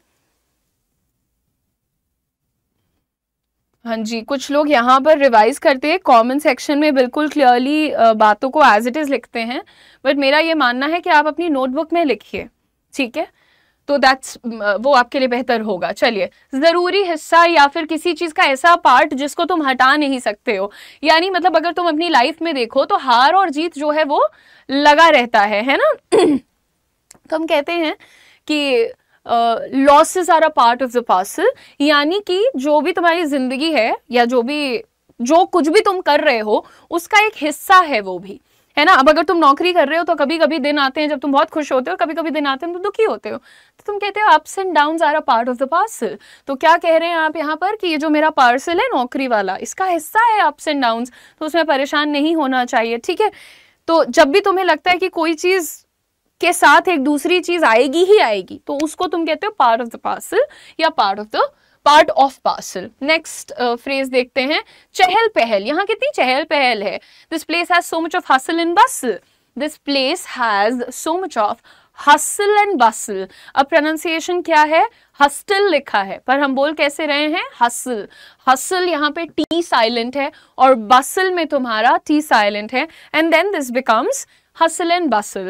Moving on everyone, the next one is घिसा पिटा. We say wear and tear. ये क्या घिसा पिटा सा सामान है? This thing has so much of wear and tear. अच्छा, घिसा पिटा यानी अगर कोई चीज ओवर यूज्ड है, बहुत ज्यादा पुरानी है, बहुत ज्यादा इस्तेमाल में आ चुकी है, बातें है ना। अगर किसी की कोई बातें हैं, यार ये उदिशा वही घिसी पिटी बातें करती रहती है ना, ऐसा बोलते हैं लोग। या फिर अरे यार ये आंटी वही घिसा पिटा ज्ञान देती रहती हैं, वी से दीज थिंग्स। हालांकि ये रूड बातें हैं, लेकिन जब बातों को घिसा पिटा कहना चाहते हो तो आपको कहना चाहिए, oh my God she comes with the same बनाल प्रीचिंग्स। बनाल बनाल का अर्थ होता है घिसी पिटी बातें, कोई ऐसी ज्ञान वाली बातें जो हर इंसान बोल बोल के थका चुका है सबको, और खुद भी थक चुका है। नेक्स्ट हम देखते हैं, कभी कभी। यार वो कभी कभी घर आती है या वो कभी कभी ट्रैवल करती है। I am travelling on end of, है ना। I am travelling on end of, मैं कभी कभी ट्रैवल करती हूँ। आई एम क्या बोल सकते हैं, ऑन एंड ऑफ तो बड़ा कॉमन होता है यार, सब हर जगह यूज कर सकते हो कभी कभार के लिए। अगर ये भी कहना है ना कि वो मतलब उनका झगड़ा और सुलह होती रहती है, वो साथ रहते हैं फिर नहीं रहते हैं, दे टुगेदर ऑन एंड ऑफ, है ना। वो कभी कभार साथ में रहते हैं, कभी कभार अलग हो जाते हैं। आयुषी पांडे, बनाल की स्पेलिंग इज BANAL, बनाल बोलते हैं उसको, घिसी पिटी बातें, तो उस पर थोड़ा ध्यान दीजिएगा। नेक्स्ट देखते हैं बेटा, कान खोल कर सुनना। Listen to me loud and clear, मेरी बात कान खोल के सुनो, listen to me loud and clear, ठीक है। तो ये जो है एक और होता है, एक बार मैं कह रही हूँ सुन लेना, दोबारा नहीं रिपीट करूंगी। Listen to me once and for all, right. Once and for all यानी एक बार में करो और डन करो। कोई भी एक काम जो आप एक बार में करते हो और डन कर देते हो उसको वंस एंड फॉर ऑल बोलते हैं। एक बार में किया, डन कर दिया, ठीक है। आई बिलीव ये हमारा लास्ट सेंटेंस है, विच इज इधर उधर की चीजें, ऑड्स एंड एंड्स। हाँ, ये सब बस इधर उधर की चीजें हैं थोड़ी सी, या these are just some odds and ends, ठीक है। तो यार कहाँ बिजी थे तुम? Just in some odds and ends, है ना। इधर उधर की बातों में बिजी था, इधर उधर के काम में बिजी थी, तो I was just occupied with some odds and ends. इस तरह से आप इस फ्रेज को यूज कर सकते हैं। तो जितने भी लोग हैं सब लोग समझ लो कि लाइव और लाइक बराबर करके चलना है और शेयर जरूर करते रहना है क्लास को। यहां पर हमारा पहला इडियम जो आने वाला, अच्छा एक चीज, ईडियम ना बोलिएगा, इडियम होता है। द प्रोनाउंसिएशन इज छोटी ई, जैसे इडली बोलते हो, ईडली तो नहीं बोलते, राइट, इडली, वैसे ही इडियम, इडियम आपको बोलना है, ठीक है। अब यहां पर देखते हैं पहला इडियम हमें दिख रहा है, which says in hot water, किसी परेशानी की स्थिति में आ जाना। अब बहुत सारे लोग बोलते हैं वाटर बॉटल, वाटर बॉटल, तो इन हॉट वाटर ऐसा भी प्रोनाउंसिएशन हो सकता है, लेकिन आपको क्या करना है, बिल्कुल हार्ड टी साउंड की जगह उसको थोड़ा सॉफ्ट करना है। आपको कहना है थ, थ, that is the sound. So in hot water, so t, can you hear that? जब आप इनिशियली शुरू करेंगे तो आपको लगेगा ज्यादा एक्सेंट हो रहा है, अंग्रेजों की तरह नहीं बोलना है, बट वो धीरे धीरे जब नेचुरल होता जाता है, then it becomes in hot water. What does it become? In hot water, right? इसका अर्थ क्या होता है बेटा, किसी भी परेशानी की स्थिति में आ जाना, ट्रबल में आ जाना, दिक्कत में आ जाना। तो यहां पर अगर आप देखें इसका सेंटेंस हम कैसे बनाएंगे, by accidentally breaking mom's favourite vase, Sara was in hot water, right. तो आपने क्या कहा यहां पर कि गलती से माता जी का पसंदीदा फूलदान तोड़ देने से सारा जो है वो परेशानी में आ गई थी। सो सारा was in hot water, hot water, hot water ना बोलिएगा, it is hot water, correct? Moving on everyone, let's take a look at the next idiom. We have out of the blue. एक तरीका हो सकता है कि आप कहें out of the blue, out of the blue, but this is not blue, this is blue, blue.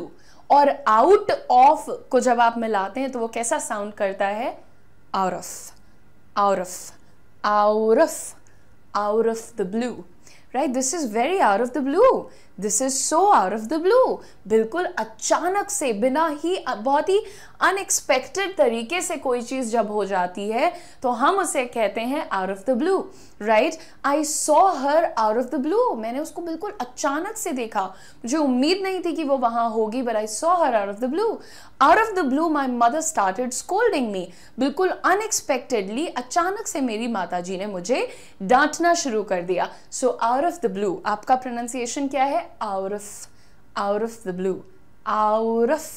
Can you say that with me? Try saying it, out of the blue, बिल्कुल सही है, लेकिन जब आप इसे जल्दी से बोलते हैं तो ये कैसा साउंड करता है, out of the blue, out of the blue, right? Out of the blue, my mother started scolding me. Sarah received an out of the blue invitation to her high school reunion. यानी अचानक से सारा के घर एक invitation आया, उसने देखा तो वो उसके स्कूल में reunion का बुलावा था, इनविटेशन था, आमंत्रण था। तो आप कैसे कहेंगे, Sarah received an out of the blue invitation to her high school reunion. High नहीं बोलना है, ये जो तुम्हारा हाई स्कूल है, this is high, high school, right. Ma'am आपको इतनी इंग्लिश कैसे आई, मुझे तो बिल्कुल भी नहीं आती। तो पैदा हुए थे तो हमें भी नहीं आती थी, I just worked on it. काम करने पे आ जाता है, और मानो मेरी बात, तो सबसे आसान होता है महीने भर में, वो भी बिना किसी टीचर के सिखाता। तुम्हारे पास तो मैं टीचर हूँ, तो तुम तो खुद ही बस सुनो बोलो, सुनो बोलो, सुनो बोलो, डरो मत, शुरू करो बोलना, सही बोलो गलत बोलो। मैंने तो इतनी गलतियाँ करी हैं। परेशानी की बात ये थी कि मेरे दादाजी को भी इंग्लिश बोलनी आती थी और मैं उनके सामने जाके भी गलत सलत बोलती थी, फिर वो मुझे करेक्ट कर देते थे धीरे से। कभी उन्होंने मजाक नहीं उड़ाया मेरा, लेकिन हाँ वो करेक्ट कर देते थे, ठीक है। एक बार मैंने कुछ कॉम्बिनेशन और एक कोई दूसरा वर्ड होता है कंपैरिजन, छोटी सी थी बिल्कुल, 4th-5th क्लास में, तो मैंने ये गड़बड़ किया था, I misused the word and he said this is the word, ये ऐसे बोलना है, and I learned it, right. तो मेरे को तो गलती करने के लिए भी मौका नहीं मिलता था, क्योंकि सब पकड़ लेते थे। मम्मी पापा नहीं बोलते इंग्लिश, बट मम्मी, दादाजी और घर में और बाकी लोग, ये सबको इंग्लिश आती थी, समझ आती थी, राइट। तो वो प्रॉब्लम हो जाता था कभी कभी। Now this idiom, what is this, ये मैं आप लोगों को बोलती हूँ। I tell my students to do this always, shoot for the moon, shoot for the moon. कैसे बोल, अच्छा अब ये यहाँ पर तुमने फॉर द मून तो नहीं सुना मेरे मुंह से, मैंने क्या कहा बेटा, shoot for the moon, for the moon, for the moon. Shoot for the moon. Now this is basically trying to tell you कि आपको जितना ऊंचा हो सके, जितना बड़ा हो सके, उतना बड़ा टारगेट ले लेना चाहिए। सबसे बड़े सपने देखने चाहिए, ऊंचे लक्ष्य रखो। ये सोच रखना बंद कर दो कि 2000 की नौकरी मिल जाए, 1 जून का खाना मिल जाए। ये रखना बंद करना पड़ेगा। हाँ, 1 जून का खाना मिले, आप खाओ, उसकी कोशिश करो, लेकिन एट द सेम टाइम हर दिन का खाना कंफर्टेबली टेबल पे क्यों नहीं मिल सकता, वो भी अपने दिमाग में रखो। So all of you have to shoot for the moon, for the moon, right everyone? कैसे कहेंगे? Even though it seemed impossible. ठीक है, अभी तुम्हें लग रहा होगा कि बिल्कुल असंभव है मेरी स्थिति को सुधारना। ठीक है, 2 तरीके होते हैं किसी स्थिति को सुधारने के, एक प्यार से, एक झगड़े से। प्यार से पहले कोशिश करनी चाहिए, अगर नहीं सुधर रही है तो बिल्कुल स्टैंड अप फॉर योरसेल्फ, अपने लिए खड़े हो जाओ। ठीक है, अपने लिए दम दिखाओ, खड़े हो, फेस करो परेशानी को। किसी इंसान की वजह से परेशानी में हो, छोड़ दो। किसी बाहरी एक्सटर्नल फैक्टर की वजह से परेशानी में हो, रिश्ते नाते सब खत्म कर दो। ठीक है, बिल्कुल जो चीज तुम्हारी पीस ऑफ माइंड को, हेल्थ को, तुमको परेशान कर रही हो, ऐसे खत्म, दैट्स ऑल। ठीक है, एकदम किसी की दबाव में आके, प्रेशर में आके, डर के ऐसे तो फंक्शन ही नहीं करना है। तुम्हें बड़े सपने देखने हैं और उसके लिए बड़ी मेहनत करनी है और उसको पाना है। ठीक है, सो इवन दो इसके बावजूद भी, हालांकि लग रहा था कि असंभव है, Swati decided to shoot for the moon and apply for her dream job. तुम लोग को भी लगता है ना, यार इतनी बड़ी जॉब है, मुझे क्यों मिलेगी, मैं कैसे कर पाऊंगी? तो ऐसे देख के लगता है बेटा that this is too tough, लेकिन वो होता नहीं है। टफ वफ कुछ नहीं होता है। जिस दिन तुम अपने पे आ जाओगे, तुम सब हासिल कर सकते हो। So you need to shoot for the moon. ठीक है, नेक्स्ट इडियम देखते हैं यहां पर, spill the beans. Spill the beans, pronunciation तो आसान है इसका, स्पिल, स्पिल नहीं होगा, स्पिल नहीं, आपको स साउंड को पहले रखना है। Spill, spill, spill, spill. तो पहले आप कुकर की सीटी वाला स बोलेंगे, फिर पिल बोलेंगे, स्पिल, स्पिल। स और प के साउंड को जब आप ब्लेंड कर देंगे, then it will become spill. Spill the beans, spill the beans. अब यहां पर बात हो रही है कोई ऐसी चीज जो कि एक्चुअली छुपा के रखनी थी, उसको रिवील कर देना, उसका खुलासा कर देना, टू रिवील अ सीक्रेट। ठीक है, खुद से क्या रहते हैं? परेशान। एक तो जो लोग ये हिंदी को इंग्लिश में टाइप करते हैं और गलत करते हैं, उनको स्पेलिंग का कोई अंदाजा नहीं होता है। साउंड सुन के बनाया करो ना स्पेलिंग, कम से कम हिंदी टू इंग्लिश तो साउंड सुन के बना ही सकते हो। परेशान क्या होता है? व्हाट इज परेशान? परेशान, PARESHAN, परेशान, है ना? अच्छा, ये देखो यहाँ पर रिवील द सीक्रेट के लिए, Tom couldn't keep the surprise any longer, so he spilled the beans about the party to his sister. यानी कि वो सरप्राइज को ज्यादा दिन तक छुपा नहीं पा रहा था, तो वो जो सरप्राइज पार्टी थी उसका खुलासा उसने अपनी बहन से कर ही दिया। कई लोगों से बात रखी नहीं जाती है ना, तो वो क्या करते हैं, जाके बता देते हैं कि भाई सुनो, तुम्हारे लिए ऐसा ऐसा सरप्राइज प्लान किया है। तो यहाँ पर भी आप धीरे धीरे, ये जो सेंटेंसेस आपको देती हूँ, इसे धीरे धीरे पढ़ा करिए साउंड चेक करके। टॉम कुंट, अब ये टॉम नहीं है, टॉम नहीं है, ये टॉम है। Tom couldn't keep the surprise, surprise नहीं, surprise any longer, longer, longer नहीं है बेटा, longer. So he spilled, so he spilled the beans, the बोलते वक्त आपकी जो टंग है वो दोनों दांतों के बीच से थोड़ा सा बाहर आती है। So he spilled the beans about the party to his, party, party, don't say party, party नहीं है वो, that's a party, to his sister, to his sister. मैं ये छोटे छोटे वर्ड्स पे इतना एम्फेसिस इसलिए डालती हूँ ताकि आप लोग समझिए कि आप बोलने में तब अच्छे साउंड करते हैं जब आप बहुत सफाई से बोलते हैं शब्दों को। So focus on listening is well. जितने मेरे दोस्त मित्र यहाँ बैठे हुए हैं, आप सब लोगों के लिए, और हाँ, कोई टेंशन नहीं है, तुम्हारी पढ़ाई पे, तुम्हारे ऑफिस में, तुम्हारे घर पे कोई टेंशन नहीं आएगी, क्योंकि इसकी टाइमिंग तुम अपने हिसाब से डिसाइड करोगे। ये है तुम्हारा स्पोकन इंग्लिश का नया बैच कल की, जो कि एक रिकॉर्डेड बैच है। रिकॉर्डेड बैच में आपको मिल रहा है सर्टिफिकेट ऑफ कंप्लीशन कि आपने कम्युनिकेशन का एक कोर्स किया है, जो कि तुम्हारे रेज्यूमे पे 4 चांद लगाता है। बैच में 50 से ज्यादा क्लासेस मिलती हैं, प्राइस केवल 552 रुपीज है। तो grammar, vocabulary, pronunciation, fluency, practice, everything in one batch. Batch आज लॉन्च हो रहा है, 10 तारीख से ये क्लासेस शुरू हो जाएंगी और आपको मिस नहीं करना है, ठीक है। तो आप सभी जो लोग अच्छे कॉन्फिडेंट स्पीकर्स बनना चाहते हैं, अच्छा प्रोनाउंसिएशन चाहते हैं, उन लोगों के लिए इस बैच का लिंक हमने चैट बॉक्स में पिन कर दिया है, उस पर क्लिक कर दीजिए। डिस्काउंट के लिए कोड लिख लीजिए Y169, फटाफट से एनरोल कराइए। और भाई दिन में एट लीस्ट आप आधे घंटे का वक्त जरूर दीजिए। बैच की सबसे मजेदार बात यह है कि इसमें छोटे छोटे 5-5 मिनट, 10-10 मिनट तक के क्लासेस हैं, जो आप आराम से, शांति से देख सकते हैं, रिवाइज कर सकते हैं, प्रैक्टिस कर सकते हैं। So all the very best to each and every one of you. बस क्लिक करो, एनरोल करो डिस्काउंट के साथ, क्योंकि अभी आप लोगों को बेस्ट ऑफर्स भी मिल रहे हैं, ठीक है। सो बैच का नाम याद रखिए कल की। ये किसी भी महापैक में नहीं है, लेकिन आपकी वोकैबुलरी, ग्रामर, स्पीकिंग के लिए मास्टर बैच है। तो फटाफट से दोस्तों जाइए और सबसे पहले अपने अंदर के डर को भगा दीजिए, ठीक है। So all the very best everyone, see you guys next time with another session. All the best.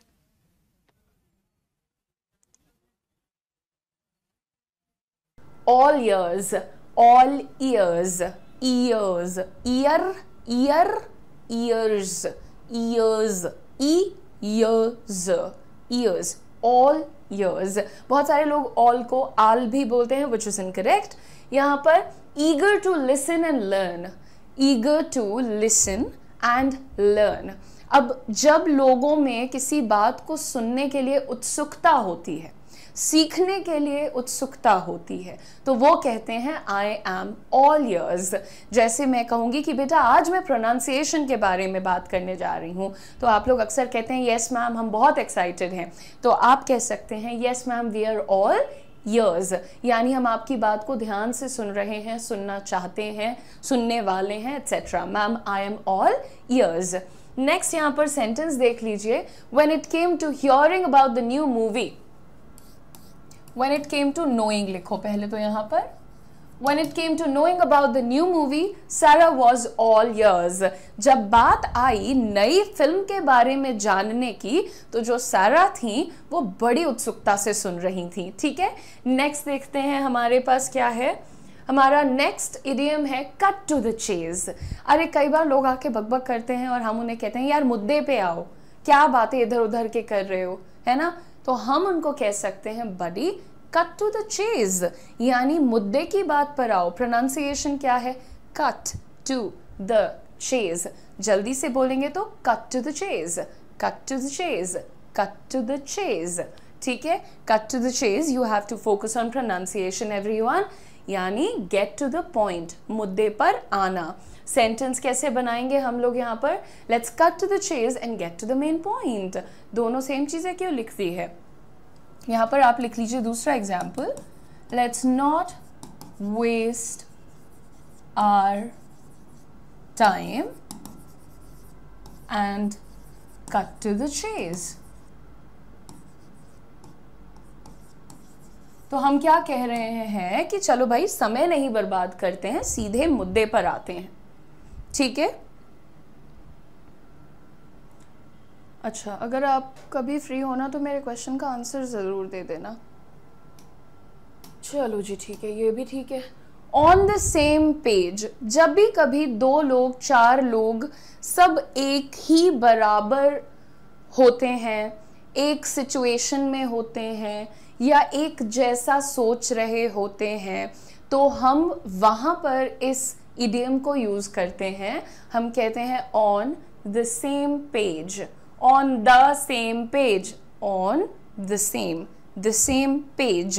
And how do you, what is the meaning of this? To be in agreement, एक जैसा सोचना, एक जैसी स्थिति में होना. We both are on the same page. हम दोनों सेम स्थिति में हैं, सेम सोच रहे हैं, एक दूसरे से सहमत हैं, etc. आप सेंटेंस में कह सकते हैं let's make sure we're all on the same page before we start the project. Project एक होता है प्रोजेक्ट, एक होता है प्रोजेक्ट.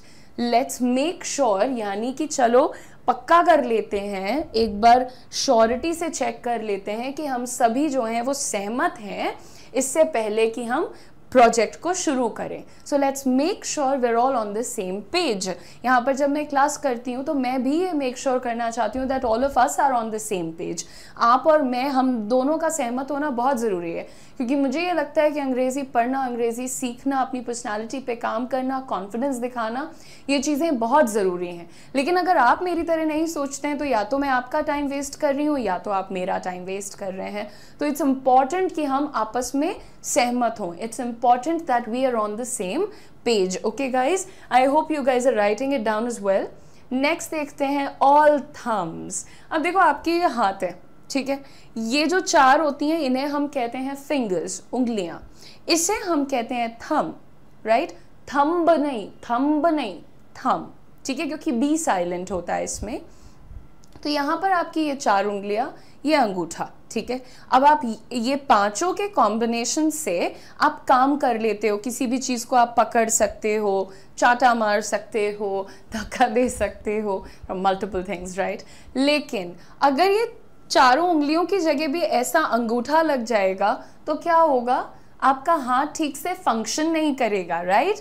तो अगर कोई ठीक से काम नहीं कर पा रहा है, कोई किसी काम को प्रॉपरली पूरा नहीं कर पा रहा है, तो हम कहते हैं ही और शी इज ऑल थम्स, यानी कि ऑकवर्ड विद योर हैंड. जैसे कुछ लोग होता है, आप उनको एक पेन पकड़ने को बोलेंगे वो गिरा देंगे, उनको कहेंगे एक कप पानी दे दो वो गिरा देंगे, आप कहेंगे शीशा साफ कर दो तोड़ देंगे.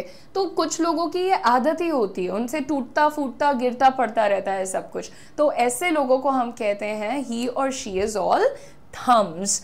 यहाँ पर सारा felt all thumbs when she tried to fix the broken vase. सारा को कुछ समझ ही नहीं आ रहा था, उसके हाथ जैसे काम ही नहीं कर रहे थे जब उसने टूटे हुए फूलदान को ठीक करने की कोशिश करी. सो सारा फेल्ट, सारा को महसूस हुआ, all thumbs, awkward with her hands, यानी हाथों का कैसे यूज करूं, कैसे ठीक करूं, तो जब उसने कोशिश की फूलदान को ठीक करने की. आई होप यहाँ पर खत्म हो जाएगा ये. नहीं, एक और है, थ्रो इन द टावल. अच्छा देखो, टॉवल नहीं होता है, तुआल नहीं होता है, टावल होता है. क्या बोला मैंने? टावल. वुल, वुल का साउंड आपको सीखना पड़ेगा. ये actually one of the most complicated pronunciations होता है.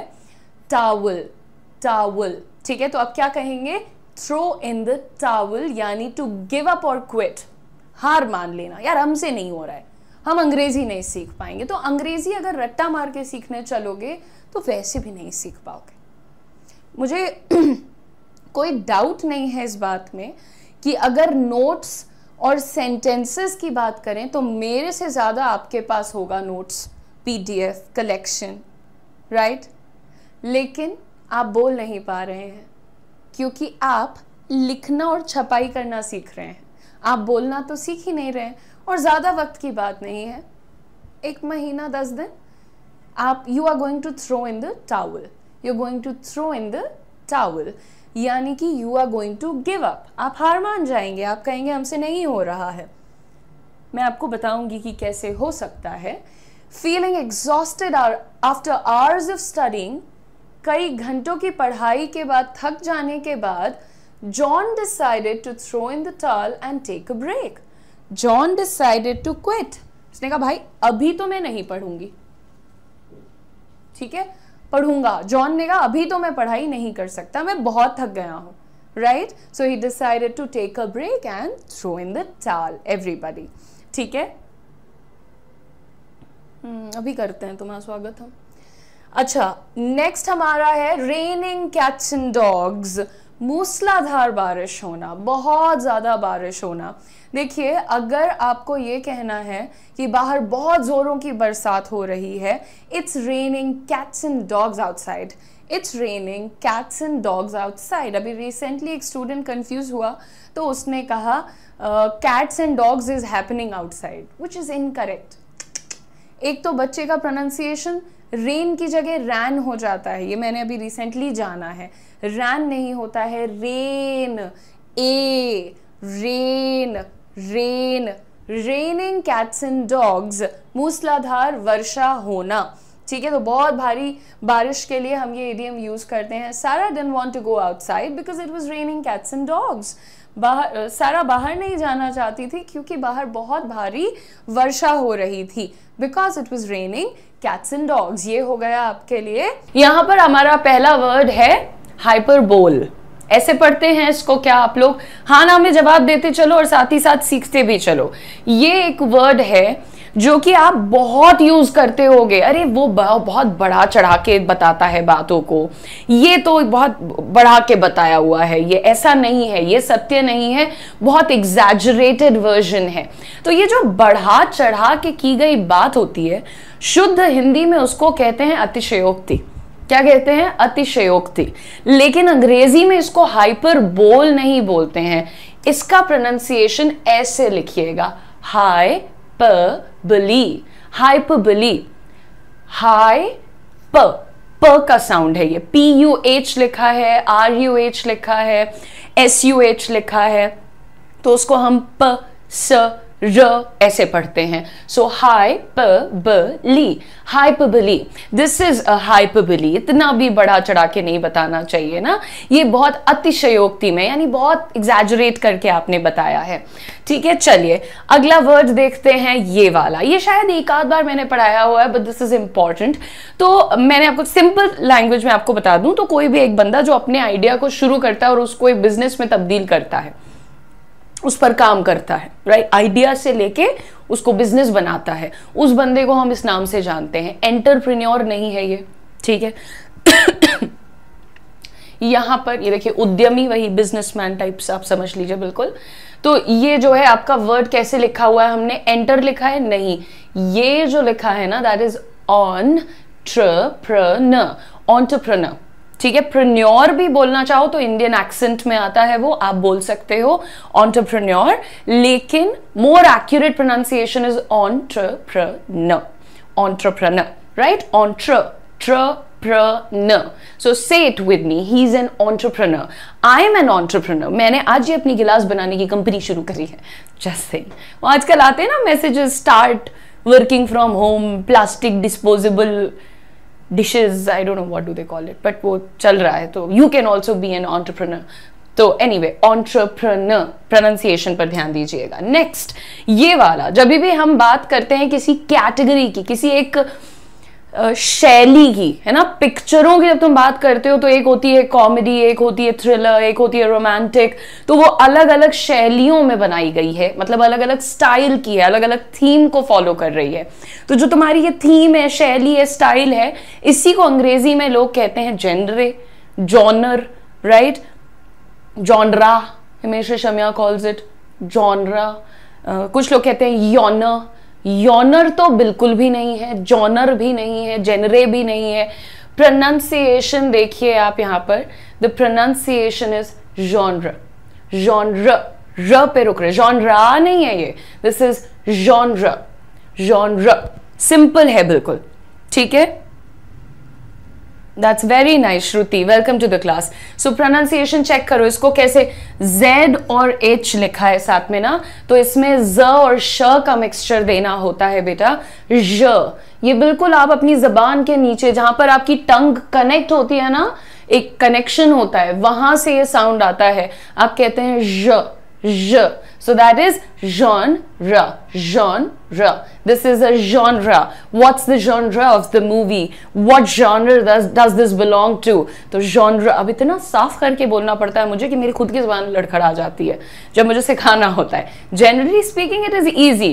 है ना, what's the genre of the movie, genre. लेकिन अब जॉनरा करते करते वो थोड़ा कंफ्यूजिंग हो जाता है, बट तुम प्रैक्टिस करते रहना, ठीक है। तो शॉनरा नहीं बोलना है इसको, शॉ नहीं है, रा नहीं है, ज नहीं है, जॉनरा नहीं बोलना है इसको। क्या बोलना है, ज और श का ब्लेंड करना है। क्या कहिएगा, जॉनरा, ठीक है। र हल्का है, इट्स प्री लाइट। नेक्स्ट देखिए, ये आजकल तो क्या, अब तो 10-15 दिन से मैं जिम भी नहीं जा पा रही हूँ, लेकिन जब मैं डाइट पे होती हूँ या जब मैं थोड़ा अच्छा हेल्दी खाना चाहती हूँ तो मैं राइस की जगह इस चीज़ को खाती हूँ, ठीक है। और ये ऐसा थोड़ा हिंदी एग्जैक्टली इसका क्या होता है दैट आई डोंट नो, होता हिंदी है इसका, आई नो, लेकिन ये होता बहुत टेस्टी है। It's pretty yummy, light on the gut and चावल जैसा ही होता है एक्चुअली। I love rice. तो इसको बोलते क्या है, अभी आप नजर इस पे डालेंगे तो इसको आप क्विनोआ बोलते हैं। जैसे क्यू यू का जो साउंड होता है उसको जनरली लोग क्या करते हैं, क्यू कर देते हैं, है ना, और आई लगा है तो क्वी कर दिया, क्विनोआ, है ना, ऐसा हो जाता है। लेकिन बेटा इसका जो नाम है, अच्छा ये इसका नाम नहीं है, ये एक मिस रिप्रेजेंटेशन हो गया नहीं, ये वाला यहाँ पर पेस्ट कर दिया मैंने। एनीवे, इसका जो साउंड होता है दैट इज कीनवा, कीनवा। तो आप लिख लीजिए ना, जैसे आप अंग्रेजी में उत्सुक को कहते हैं कीन, है ना, तो बिल्कुल वैसे कहिए कीन और फिर लिख दीजिए वा। सो क्विनोवा नहीं है ये, this is quinoa. I like to eat quinoa, ठीक है। I like to eat quinoa, quinoa is healthy for your body और कीनवा इज टेस्टी, जो भी तुम्हें, तो तुम ट्राई करना, सबसे पहले इसको मंगा के एक बार खा के चेक करना, ठीक है। इसको आप कई प्रकार से खा सकते हैं, मैं जनरली दाल के साथ, सब्जी के साथ एंड ऑल ऑफ दैट भी खाती हूँ। चलो अब नेक्स्ट देखते हैं यहाँ पर ये क्या लिखा हुआ है, मेले में चलते हैं, चलो मेले में चलते हैं। नहीं, मीली है, मीली है, मीली की बात हो रही है। नहीं, पहली चीज तो ये जो वर्ड लिखा हुआ है इससे हम सब बहुत भारी भरकम तरीके से अवगत हैं, we all know about it. क्यों? क्योंकि हमारे यहाँ सड़क चलते लोगों में हाथापाई हो जाती है। हाथापाई सुना है? छोटी मोटी झगड़ा, लड़ाई, छोटी मोटी लड़ाई, दैट्स कॉल्ड अ मेले। What is the pronunciation? मेले, मेले, पहला में इज लाइट, सो मेले, मेले, right? That's a melee. Now melee नहीं, मेले, okay? That's a melee. And इसको क्या बोलते हैं? दो मीनिंग है। तो जहां भी थोड़ा सा कंफ्यूज्ड क्राउड है, भीड़ है, लोगों में मतलब चल रहे हैं सब इधर, समझ नहीं पा रहे क्या हो रहा है, या कुछ ना कुछ कोई ढूंढ रहा है, तो उसको बोलते हैं मेले। ना दूसरी चीज, मुझे लगता है ये भारत के मेले से ही उठाई गई है। मेरे गांव का मेला काफी प्रचलित है, तो वहां बहुत सारे लोग आते हैं वो मेले में, तो उसमें भी यही होता है, हर दुकान पे कोई कुछ ढूंढ रहा है, कोई अपना बच्चे को खो दिया है, अनाउंसमेंट हो रहा है, कृपया चलते रहिए, मेला आपका ही है। तो वही मेले से ये आया है मेरे ख्याल से। लेकिन इसका एक और मीनिंग होता है, छोटी मोटी लड़ाई झगड़ा, हाथापाई, राइट? देयर वाज अ मेले outside my house yesterday, no touch wood, there wasn't any. Next देखते हैं ये भाई, ये ये एक प्रोफेशन का नाम है, एक नौकरी होती है, ये काम किया जाता है। क्या काम होता है? हिंदी शुद्ध में कहते हैं नलसाज। जो लोग नल बनाते हैं, आपके ड्रेनेज वगैरह की जानकारी रखते हैं, और मतलब यही बेसिकली आपके इन सारी चीज़ों का, नल का, ड्रेनेज का, सुएज का, इनको काम आता है। प्रोफेशनल एक्सपर्ट्स होते हैं उस चीज़ के। तो जनरली इंडियन प्रोनाउंसिएशन में ये बन जाता है प्लम्बर। और मैं तो ये भी कहती हूँ कि प्लम्बर बोलना या डम्ब बोलना कोई पाप नहीं है, because that's again Indian accent. लेकिन यार बात ऐसी होती है, कोई शब्द जहाँ से उसका जन्म हुआ उसका उच्चारण भी वहाँ से लेना चाहिए। तो इसीलिए हम इसको जो है अंग्रेजों की तरह बोलते हैं प्लम्बर।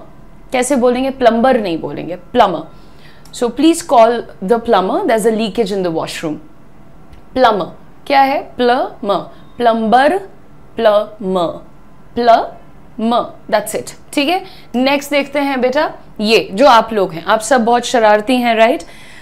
Relevant, germane का मतलब होता है relevant, है ना? जो अभी तुम्हारे इस वक्त के फैशन से कंटेम्प्रेरी जिसको आप बोल सकते हैं, या इस समय में भी वो चीज़ काफ़ी लोग उससे रिलेट कर पा रहे हैं, या वो काफी लोगों को समझ में आ रही है, तो दैट्स कॉल्ड जर्मेन। ठीक है? अच्छा, ये देखिए इस वर्ड को मतलब I think out of the 100 students that I would have asked this question to, ज्यादा लोगों ने इसको मिस्चीवियस ही बोला है, और मिस्चीवियस आया कहाँ से इस धरती पर मैं समझ नहीं पाती, क्योंकि you have to read, right. आप कोई भी शब्द सीखते हैं तो आप उसको पढ़ लेते हैं। अब इसको पढ़ा नहीं क्या, क्योंकि वी के बाद आई तो है ही नहीं, तो मिस सही है, ची सही है, बट तुमने ये वियस कैसे बना दिया? मिस्चीवियस क्या होता है? What is mischievous? शरारती, नटखट, शैतान बच्चों को, लोगों को mischievous कहा जाता है। तो mischievous छोड़िए, mischievous. Oh, he's pretty mischievous, yeah. Oh, your young boy is pretty mischievous. काफी शरारती बच्चा है। So mischievous ऐसे, mischievous. अब आज से mischievous नहीं बोलना, he's very mischievous. जल्दी से बोल दिया करो, pronunciation सही हो जाता है, जल्दी से बोलने में सही हो जाता है। अकेले प्रैक्टिस करते वक्त धीरे धीरे बोलो, जब बाहर बोलना है तो फटाक से, he is very mischievous, done, किसी को सुनाई नहीं दे। अरे this is a beautiful word by the way. सबसे पहले इसका प्रोनाउंसिएशन देखते हैं। देखो ऐसे देखोगे तो पहले पढ़ोगे मैल, फिर जैसे अप्रोप्रिएट बोलते हो तो अप्रोपिज्म, मैंने सही बोल दिया इसका प्रोनाउंसिएशन। अब कभी कभी लोग इसको मैलाप्रोपिज्म बोलते हैं, मैला नहीं है वो। नाउ देयर इज मैला से मुझे याद आया कि हमारे मतलब जैसे यूपी में हिंदी कई प्रकार से बोली जाती है, एक्सेंट की बात करते हैं, ठीक है। तो जो हम अभी बोल रहे हैं ये काफी लखनऊ का टच है ना, इस तरह से हम लोग प्रॉपर बात करते हैं लखनऊ में। हम, आप, तुम तो बहुत लेटर स्टेज में आता है, बट हम, आप, आइए, जाइए, बैठिए, खाइए, ये हो गया। लखनऊ के काफी नजदीक एक इलाका है सीतापुर, और वहां पर ए को ए कर दिया जाता है। मेले को बोला जाएगा मेला, राइट। केले को बोला जाएगा केला। तो दिस इज मेरी बेस्ट फ्रेंड वहां से है, तो मैंने वहीं से सीखा, मतलब उसने मुझे बताया कि ऐसा होता है। तो एनीवे, तो ये जो एक हिंदी में भी एक्सेंट है भैया, लोग अंग्रेजी में अलग अलग एक्सेंट का मजाक उड़ाते हैं, अलग अलग है वहाँ। आयरिश अलग है, स्कॉटिश अलग है, और इंग्लिश अलग है, मतलब English like the England English. Anyway, तो इसी तरह से हिंदी में भी बहुत सारे एक्सेंट्स हैं, ठीक है। अच्छा, अब देखिए यहाँ पर ये जो हमारा वर्ड है, इसको मैला नहीं बोलना है, इसको बोलना है मैलप्रोपिज्म। पहले मैलप्रोपिज्म, और ये इतना शानदार वर्ड होता है। कभी कभी होता नहीं है, हम लोगों को दो वर्ड एक जैसे लगते हैं तो हम उनको एक की जगह दूसरा यूज कर देते हैं। जैसे तुमने वर्ड सुना होगा ये वाला मीडियोकर, है ना। जब भी कोई लो क्वालिटी या थोड़ा एवरेज टाइप की चीज होती है तो हम उसको कहते हैं मीडियोकर, है ना। और एक वर्ड होता है मीडिएटर, जो मध्यस्थता करते हैं, बिचौलिए जिनको बोलते हैं, ठीक है, जो दो पार्टी को मिलाने वाले लोग हो गए तो मीडिएटर हो गए। कोई भी, सिर्फ शादी में नहीं होते बिचौलिए, मीटिंग्स में भी होते हैं। अच्छा, अब ये जो दो वर्ड्स हैं इसमें कई बार लोग कंफ्यूज होते हैं। तो मान लो अगर मुझे कहना है कि your sister is a mediocre student, यानी वो एवरेज छात्र है, और उसकी जगह मैं कहती हूं कि she is a mediator student, तो बेटा this is an example of malapropism. That's one word that you have learn today. सबको सिखा डालना, ठीक है, ओके। क्या मैंने सही बोला क्या? सीतापुर वालों के ऐसे नब्स को टच किया क्या मैंने? खैर कोई बात नहीं, बहुत स्वीट लोग होते हैं, मेरी तो बेस्ट फ्रेंड वहां से है। अरे बाप रे। अच्छा, ये देखो ये क्या लिखा हुआ है, यहाँ तो हिंदी इंग्लिश हमने दोनों लिख दिया। ये है मॉव। हमारे पास एक कलर होता है पर्पल, है ना, पर्पल कलर होता है, और पर्पल में बहुत सारे वेरिएशंस होते हैं। उसको हल्का कर दो, गाढ़ा कर दो, और इस तरीके से बहुत सारे कलर्स बनते हैं। हर कलर फैमिली के बहुत सारे रेंज, मतलब एक बड़ा रेंज होता है। तो पर्पल का ही थोड़ा सा पेल वर्जन जो है, थोड़ा सा डल वर्जन जो है, उसको हम कहते हैं मॉव। तो हर चीज को बैंगनी बोलना बंद करिए, हर चीज को पर्पल बोलना बंद कर दीजिए। आपको दिखा देते हैं कि मॉव कैसा दिखता है। दिस इज मॉव, और इससे भी ये थोड़ा गाढ़ा भी होता है। तो ये भी एक, इसकी भी रेंज है ना भाई। ये थोड़ा ब्राइट मॉव है, and then there is a darker mauve, तो कलर होता है। आइंदा से इसको पिंक और बैंगनी ये सब नहीं बोलना, इसको क्या बोलोगे? मॉव। और मॉव कलर की शर्ट और साड़ीज ये बड़ी सुंदर लगती हैं, they are easy to pair up with things, ठीक है। नेक्स्ट देखते हैं अच्छा, ये एक वर्ड है, इसका मैंने प्रोनाउंसिएशन लिखा है या नहीं, हाँ जी, निएंडरथॉल, जिसका एक छोटा सा मैं तुम्हें होमवर्क दे रही हूं क्योंकि ये थोड़ा सा स्लैंगिश है, स्लैंग की कैटेगरी में जाता है ये वर्ड, ठीक है। तो लेकिन ये होमवर्क मैं आपको दे रही हूँ कि आप इसका मीनिंग ढूंढिए और कमेंट सेक्शन में मुझे भी बताइए। यस मैम, आप कंपटीशन की वोकैब्स कराइए, it's very helpful for competition aspirants. यार बेटा बुरा मत मानिएगा, मुझे ऐसा लगता है जब मैं ये पढ़ाती हूँ तो यहीं से पढ़ लो ना कंपटीशन के लिए, मैं ऐसे एक लाइन खींच के नहीं पढ़ाना चाहती हूँ, ठीक है। इसीलिए तो मैंने चैनल इधर किया है अपना, मुझे ठीक से बस बहुत बहुत बड़ी दुनिया है, कंपटीशन के बाहर भी दुनिया है और लोग उसको एक्सप्लोर करना नहीं चाहते। मैं हमेशा कहती हूँ यार कि कंफर्ट जोन से निकल जाओ, सेटल करना बंद करो। एक बच्चे ने मुझे जवाब दिया, तुम कंपटीशन के लिए क्यों जाना चाहते हो? कहता अंग्रेजी नहीं बोलनी पड़ती वहाँ इसलिए। मैंने कहा बहुत तरक्की की तरफ है हमारा देश, लोग एक स्किल नहीं सीखना चाहते, एक भाषा सीख लेने से कभी वो छोटा महसूस कर रहे हैं तो कभी इनसिक्योर हो जा रहे हैं कि हम तो अंग्रेज बन जाएंगे। तो ये सब से मैं इतना पेट भर गया है मेरा, लाइक आई एम डन। अरे बाप रे, गॉडेस वॉडेस नहीं है हम, गॉडेस दुर्गा हैं, सिर्फ वन एंड ओनली, ठीक है, उन्हीं के सारे रूप, आई मीन टू से। ये होमवर्क लिख लिया ना। अगला देखो, फॉक्स, फॉक्स नहीं है ये, दिस इज फॉ, right. What is the pronunciation? फॉ। फॉ अर्थ क्या होता है? नकली, इमिटेशन, आर्टिफिशियल, नॉट रियल। जैसे आप देखते होंगे अक्सर लोग फर लगा होता है उनके स्वेटर में, जैकेट्स में, शॉल में, बट वो असली फर नहीं होता है, क्योंकि जो असली फर होता है वो बड़ा महंगा आता है और वो बहुत ही लग्जरी ब्रांड्स में यूज किया जाता है और अब तो कई जगहों पर प्रतिबंधित है वो, दैट्स प्रोहिबिटेड, ठीक है। तो यहां पर हमें समझना है कि फॉ कोई भी ऐसी चीज है जो नकली है। लोग कहते हैं चमड़े का जूता है, चमड़े का जूता नहीं होता है, वो रेक्सीन होता है और या फिर आर्टिफिशियल लेदर अलग अलग तरह से बनता है, तो उसको हम कहते हैं दिस इज फॉ लेदर, नकली, आर्टिफिशियल। फॉ is the pronunciation everyone. Next ये देखिए, घाट हमारे भारत के बड़े प्रसिद्ध हैं, है ना। बेसिकली कोई भी बड़ी वाटर बॉडी है ना, जहां पानी है तो उसके जो किनारे का इलाका होता है, जैसे कनाल है, नदी है, इन सब के जो साइड का एरिया है जिसको हम जनरली घाट कह रहे हैं। घाट तो काफी पायस हो जाता है, लेकिन घाट घाट की अंग्रेजी होती है ये वर्ड, और इसका उच्चारण कुए नहीं है बेटा, दिस इज नॉट कुए, द प्रोनाउंसिएशन इज की। What is the pronunciation? की, KEE, दैट इज की, ठीक है। सो नेक्स्ट देखते हैं यार, expert in test.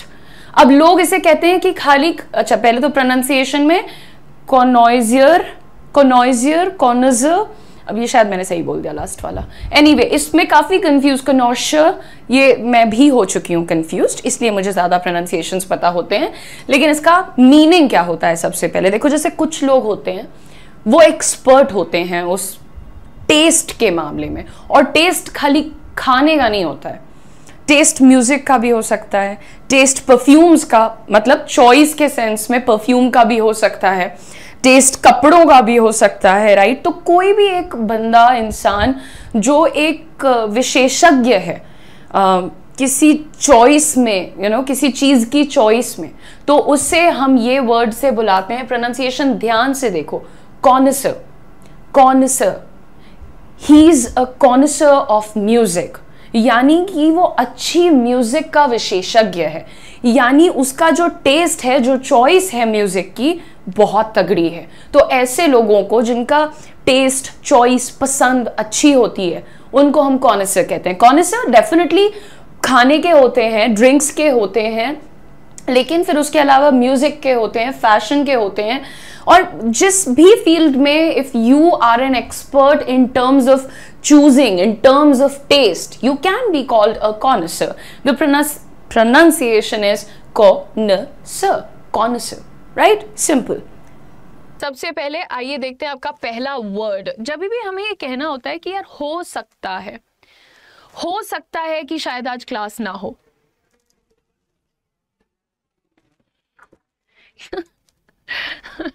Okay, anyway, तो कभी कभी हमें ऐसा बोलना होता है ना, टेलीग्राम पर कब होगी क्लास, टेलीग्राम पे नहीं बेटा, एक दिन एक काम करते हैं, तुम्हारे फोन पे जो मैसेज करती हूँ ना, तो मैसेज पे क्लास करते हैं तुम्हारे लिए हम। भोलेनाथ, क्या करें भाई। बहरहाल आइए शुरू करते हैं आपकी आज की क्लास। आपके फ्रेज हो सकता है, एक दिन हो सकता है कि इकरा हम टेलीग्राम पर क्लास ले लें, हो सकता है कि अंग्रेजी हो जाती है सिंपल, मे बी। अब मे बी नहीं बोलना है, it is may be, that's it, it's a very light may be, right. मैं भी, मी भी, ये सब नहीं करना है, गलत मत बोला करो, बहुत क्लियर रहो। हो सकता है आज क्लास नहीं होगी, maybe there will not be any class today, maybe simple रखो, लाइट रखो और बोलकर करेक्ट करो, ठीक है। Okay, moving on everyone. ठीक मतलब इट इज ओकेश है, ठीक है, एवरेज है, जिस चीज को भी हम कहना चाहते हैं बहुत बुरा या बहुत अच्छा नहीं है, समवेयर इन द मिडल है, कहीं बीच में पड़ रहा है, तो हम उसे कहते हैं इट्स सो, है ना।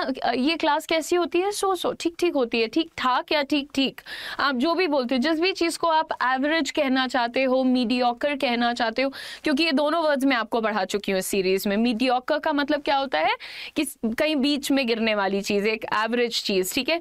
और सो का भी अर्थ ये होता है कि हाँ बस है, वही सही है, ओकेश है, ओकेश चीज को हम बोलते हैं सो।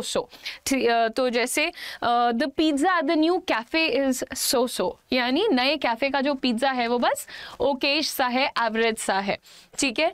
नेक्स्ट देखते हैं, बस यूं ही, और यहाँ कैसे आना हुआ, बस ऐसे ही आ गए, ऐसे ही मुंह उठा के घूमने आ गए, अरे ऐसे मुंह उतार के क्यों बैठे हुए हो, बस ऐसे ही शांत बैठने का मन था, बस ऐसे ही। तो हम लोग बहुत कॉमनली यूज करते हैं अपना फ्रेज बस यूं ही। और casually sitting, casually came to see you, बस ऐसे आ गए तुमसे मिलने, casually came to see you, ऐसे क्यों बैठे हुए हो, कैजुअली सिटिंग, क्या कर रहे हो, बस ऐसे ही बैठे हुए हैं, कैजुअली सिटिंग। तुम कल ऑफिस क्यों नहीं आए, बस यूं ही मन नहीं था, casually didn't feel like coming, है ना। कैजुअली जो होता है जब भी हमें ये कहना होता है कि बस ऐसे ही, कोई रीजन नहीं था, बस ऐसे ही, तो बस ऐसे ही के सेंस में हम कहते हैं कैजुअली। प्रोनाउंसिएशन सुनिएगा, it is not casually, casually नहीं है ये, कैजुअली भी नहीं है, कैजुअली है। ट्रेजर, प्लेजर, कैजुअली ज है ये, है ना। जैसे उस दिन जॉनरा सिखाया था, वैसे ही ये भी ज का साउंड है, this is casually. Moving on, कुछ अटपटा सा लग रहा है, ये ठीक से फिट नहीं हो रहा है, बड़ा नॉर्मल सा नहीं लग रहा है, ये थोड़ा अटपटा लग रहा है देखने में, तो अटपटा की अंग्रेजी हो जाती है awkward, this is looking a little awkward। ये शर्ट इस पैंट के साथ थोड़ी अटपटी लग रही है, the shirt is a little awkward with this pant।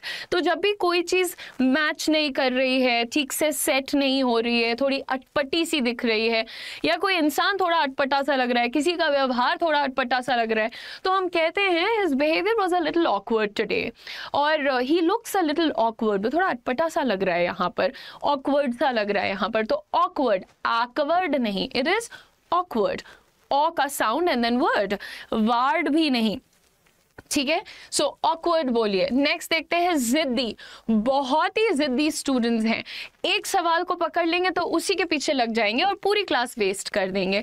जिद्दी, जिद्दी नहीं होता है, पहले तो हिंदी ठीक करिए, जिद्दी नहीं होता है, जिद्दी होता है। एंड इन इंग्लिश यू से स्टबर्न, स्टबर्न, स्टबॉर्न नहीं, स्टबॉर्न नहीं होता है ये, दिस इज स्टबर्न, ही और शी इज वेरी स्टबर्न। अच्छा ये यार, ये पेन का निशान लग गया है, बहुत ही जिद्दी है, हट नहीं रहा है यहाँ से। तो जब कोई मार्क लग जाता है, निशान लग जाता है, स्टेन लग जाता है और वो हट नहीं रहा होता है, तो हम कहते हैं this is a very stubborn stain, बहुत ही जिद्दी दाग है, स्टबर्न स्टेन है, ठीक है। नेक्स्ट देखते हैं घमंडी, ये तो बहुत ही घमंडी टीचर है, बहुत ही घमंडी इंसान है, घमंडी स्टूडेंट है।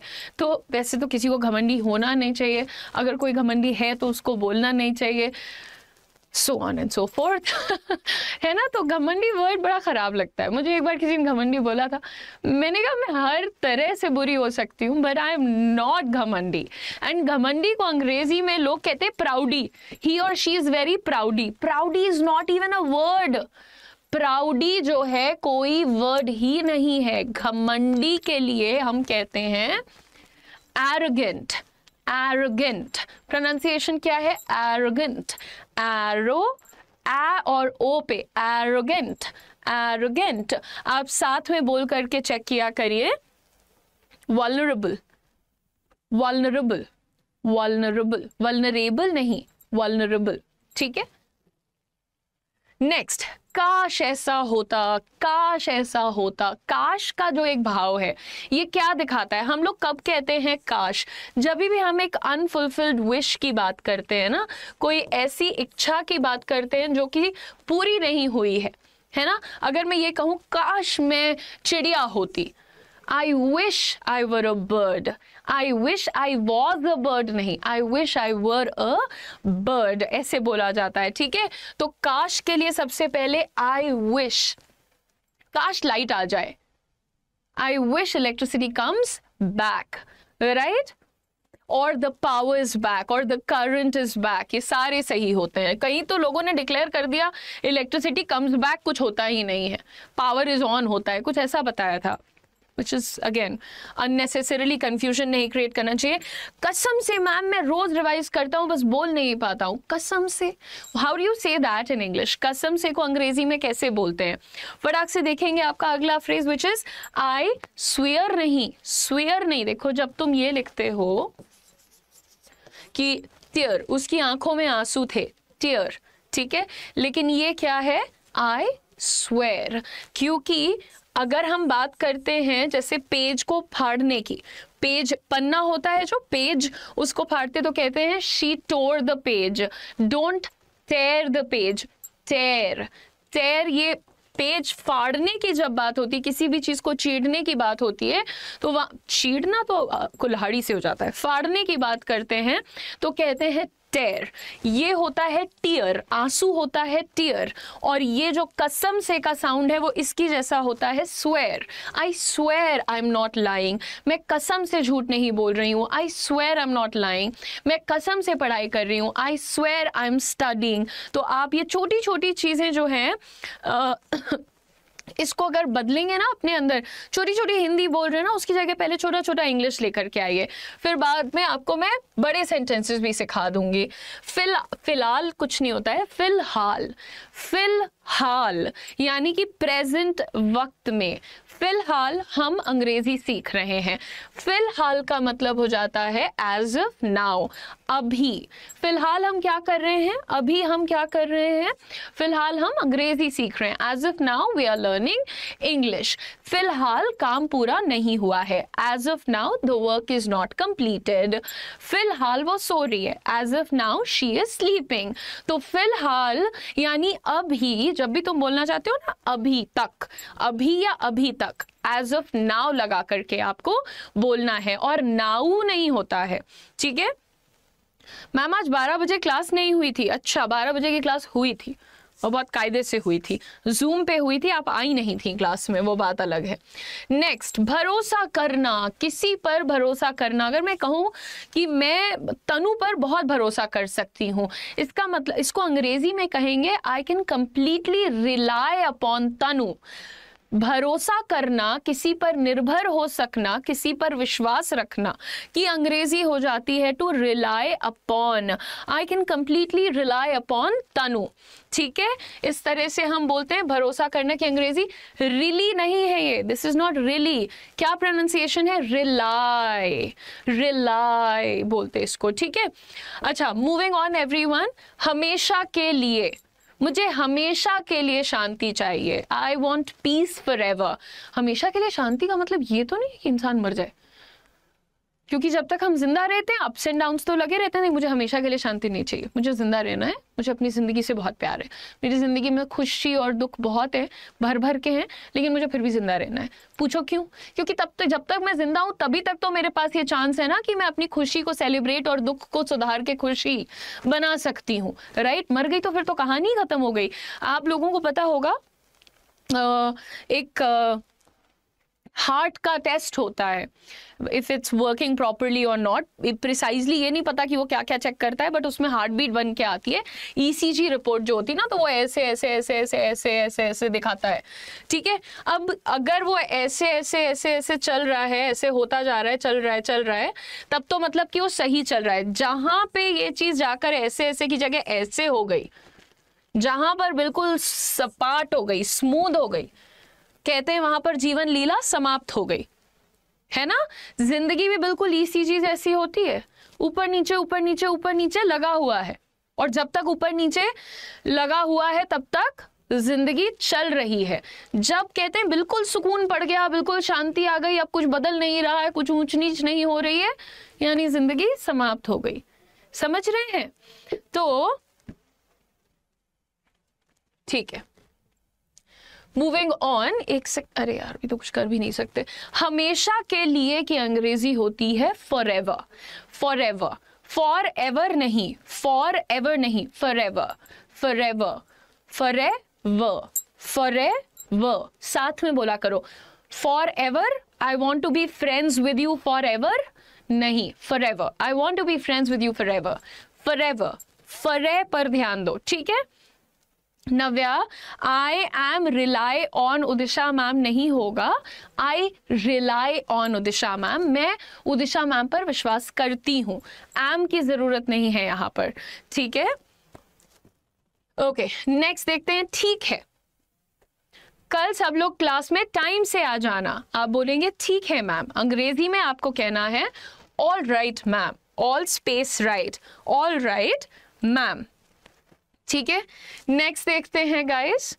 एक बार कोशिश तो करो, एक बार कोशिश तो करो, एक बार बोलो।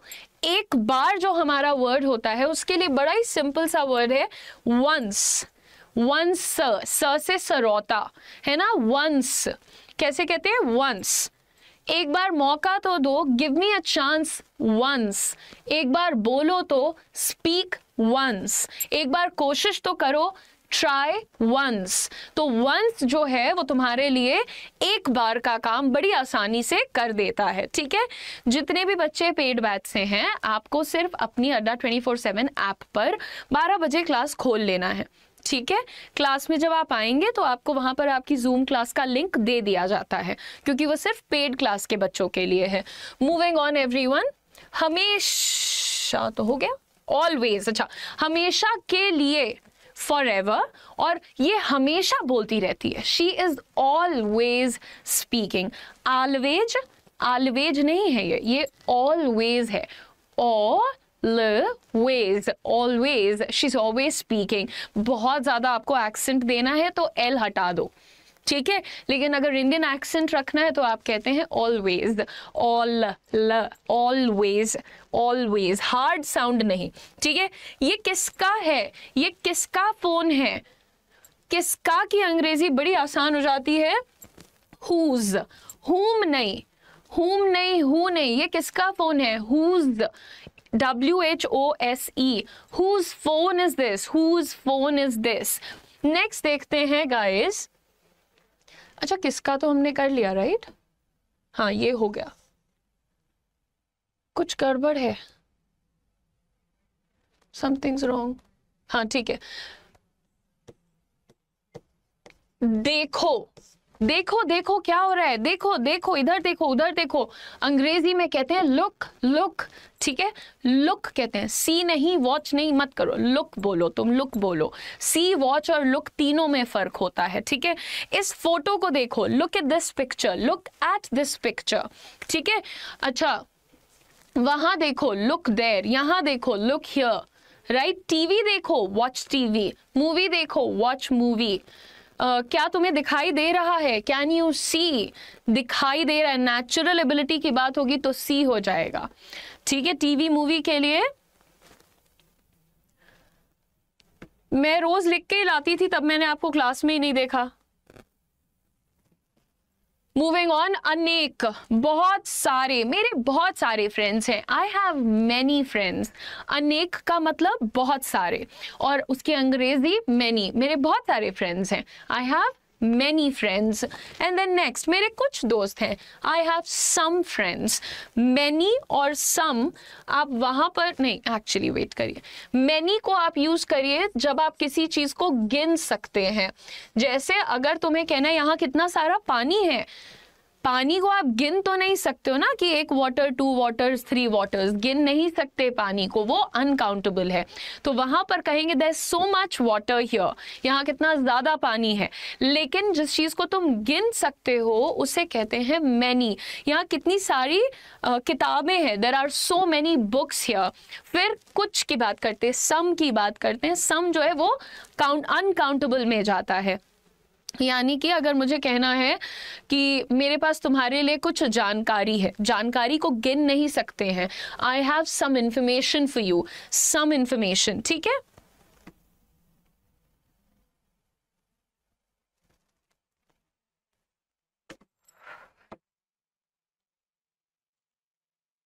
मैं लिखित तौर पे दे सकती हूँ कि इकरा खान जो है वो पेड बैच में है नहीं। जितनी इनकी हिम्मत हो रही है मेरे रोकने के बाद भी, बोलने के बाद भी, और ये लगातार कमेंट कर रही है, ये है नहीं पेड बैच में। क्योंकि पेड बैच का बच्चा इतनी देर में समझ जाता कि ये नहीं करना है, ठीक है। तो इनकी मदद करने की किसी को कोई ज़रूरत नहीं है। बहुत जब हमें बोलना होता है, बहुत, वो भी अनकाउंटेबल अनकाउंटेबल के लिए, जैसे आटा, दाल, चावल, चीनी, तेल, दूध, मिल्क, पानी, वाटर, इन चीज़ों को आप गिन नहीं सकते हो, तो वहाँ पर हम मैनी नहीं कहा करते हैं, वहाँ पर हम क्या कहते हैं, मच कहते हैं। यहाँ पर कितना सारा अनाज है, there's so much of grains here, grain here। Actually grains को वेराइटी में ले लेते हैं ना, तो वो ग्रेन्स हो गया। लेकिन यहाँ चीनी कितनी ज़्यादा है, there's so much of sugar here। या इस केक में कितनी ज़्यादा चीनी है, there's so much of sugar in this, so many of sugar कभी नहीं बोलिएगा, ठीक है। मूविंग ऑन एवरीवन, के बारे में, तुम किसके बारे में बात कर रहे हो, के बारे में, अबाउट। देखो इसके बहुत सारे सिनोनिम्स हो सकते हैं और के बारे में बोलने के बहुत सारे तरीके हो सकते हैं, बट क्योंकि मैं अभी आपकी शुरुआत करवा रही हूँ तो मैं ये चाहती हूँ कि आप बिल्कुल आसान चीज़ों को देखो और यूज़ करना शुरू करो। हम उड़ीसा के बारे में बात कर रहे हैं, we are talking about Orissa, ठीक है। तो आपका वर्ड हो गया, बच्चों वाली इंग्लिश पढ़ रही है या पढ़ा रही है? जितने मेरे दोस्त मित्र यहाँ बैठे हुए हैं, आप सब लोगों के लिए, और हाँ, कोई टेंशन नहीं है तुम्हारी पढ़ाई पे, तुम्हारे ऑफिस में, तुम्हारे घर पे कोई टेंशन नहीं आएगी, क्योंकि इसकी टाइमिंग तुम अपने हिसाब से डिसाइड करोगे। ये है तुम्हारा स्पोकन इंग्लिश का नया बैच कल की, जो कि एक रिकॉर्डेड बैच है। रिकॉर्डेड बैच में आपको मिल रहा है सर्टिफिकेट ऑफ कंप्लीशन, कि आपने कम्युनिकेशन का एक कोर्स किया है, जो कि तुम्हारे रेज्यूमे पे 4 चांद लगाता है। बैच में 50 से ज्यादा क्लासेस मिलती हैं, प्राइस केवल 552 रुपीज है। तो grammar, vocabulary, pronunciation, fluency, practice, everything in one batch. Batch आज लॉन्च हो रहा है, 10 तारीख से ये क्लासेस शुरू हो जाएंगी और आपको मिस नहीं करना है, ठीक है। तो आप सभी जो लोग अच्छे कॉन्फिडेंट स्पीकर्स बनना चाहते हैं, अच्छा प्रोनाउंसिएशन चाहते हैं, उन लोगों के लिए इस बैच का लिंक हमने चैट बॉक्स में पिन कर दिया है, उस पर क्लिक कर दीजिए। डिस्काउंट के लिए कोड लिख लीजिए Y169, फटाफट से एनरोल कराइए। और भाई दिन में एट लीस्ट आप आधे घंटे का वक्त जरूर दीजिए। बैच की सबसे मजेदार बात यह है कि इसमें छोटे छोटे 5-5 मिनट, 10-10 मिनट तक के क्लासेस हैं, जो आप आराम से, शांति से देख सकते हैं, रिवाइज कर सकते हैं, प्रैक्टिस कर सकते हैं। So all the very best to each and every one of you. बस क्लिक करो, एनरोल करो डिस्काउंट के साथ, क्योंकि अभी आप लोगों को बेस्ट ऑफर्स भी मिल रहे हैं, ठीक है। सो बैच का नाम याद रखिए, कल की। ये किसी भी महापैक में नहीं है, लेकिन आपकी वोकैबुलरी, ग्रामर, स्पीकिंग के लिए मास्टर बैच है। तो फटाफट से दोस्तों जाइए और सबसे पहले अपने अंदर के डर को भगा दीजिए, ठीक है। So all the very best everyone, see you guys next time with another session, all the best.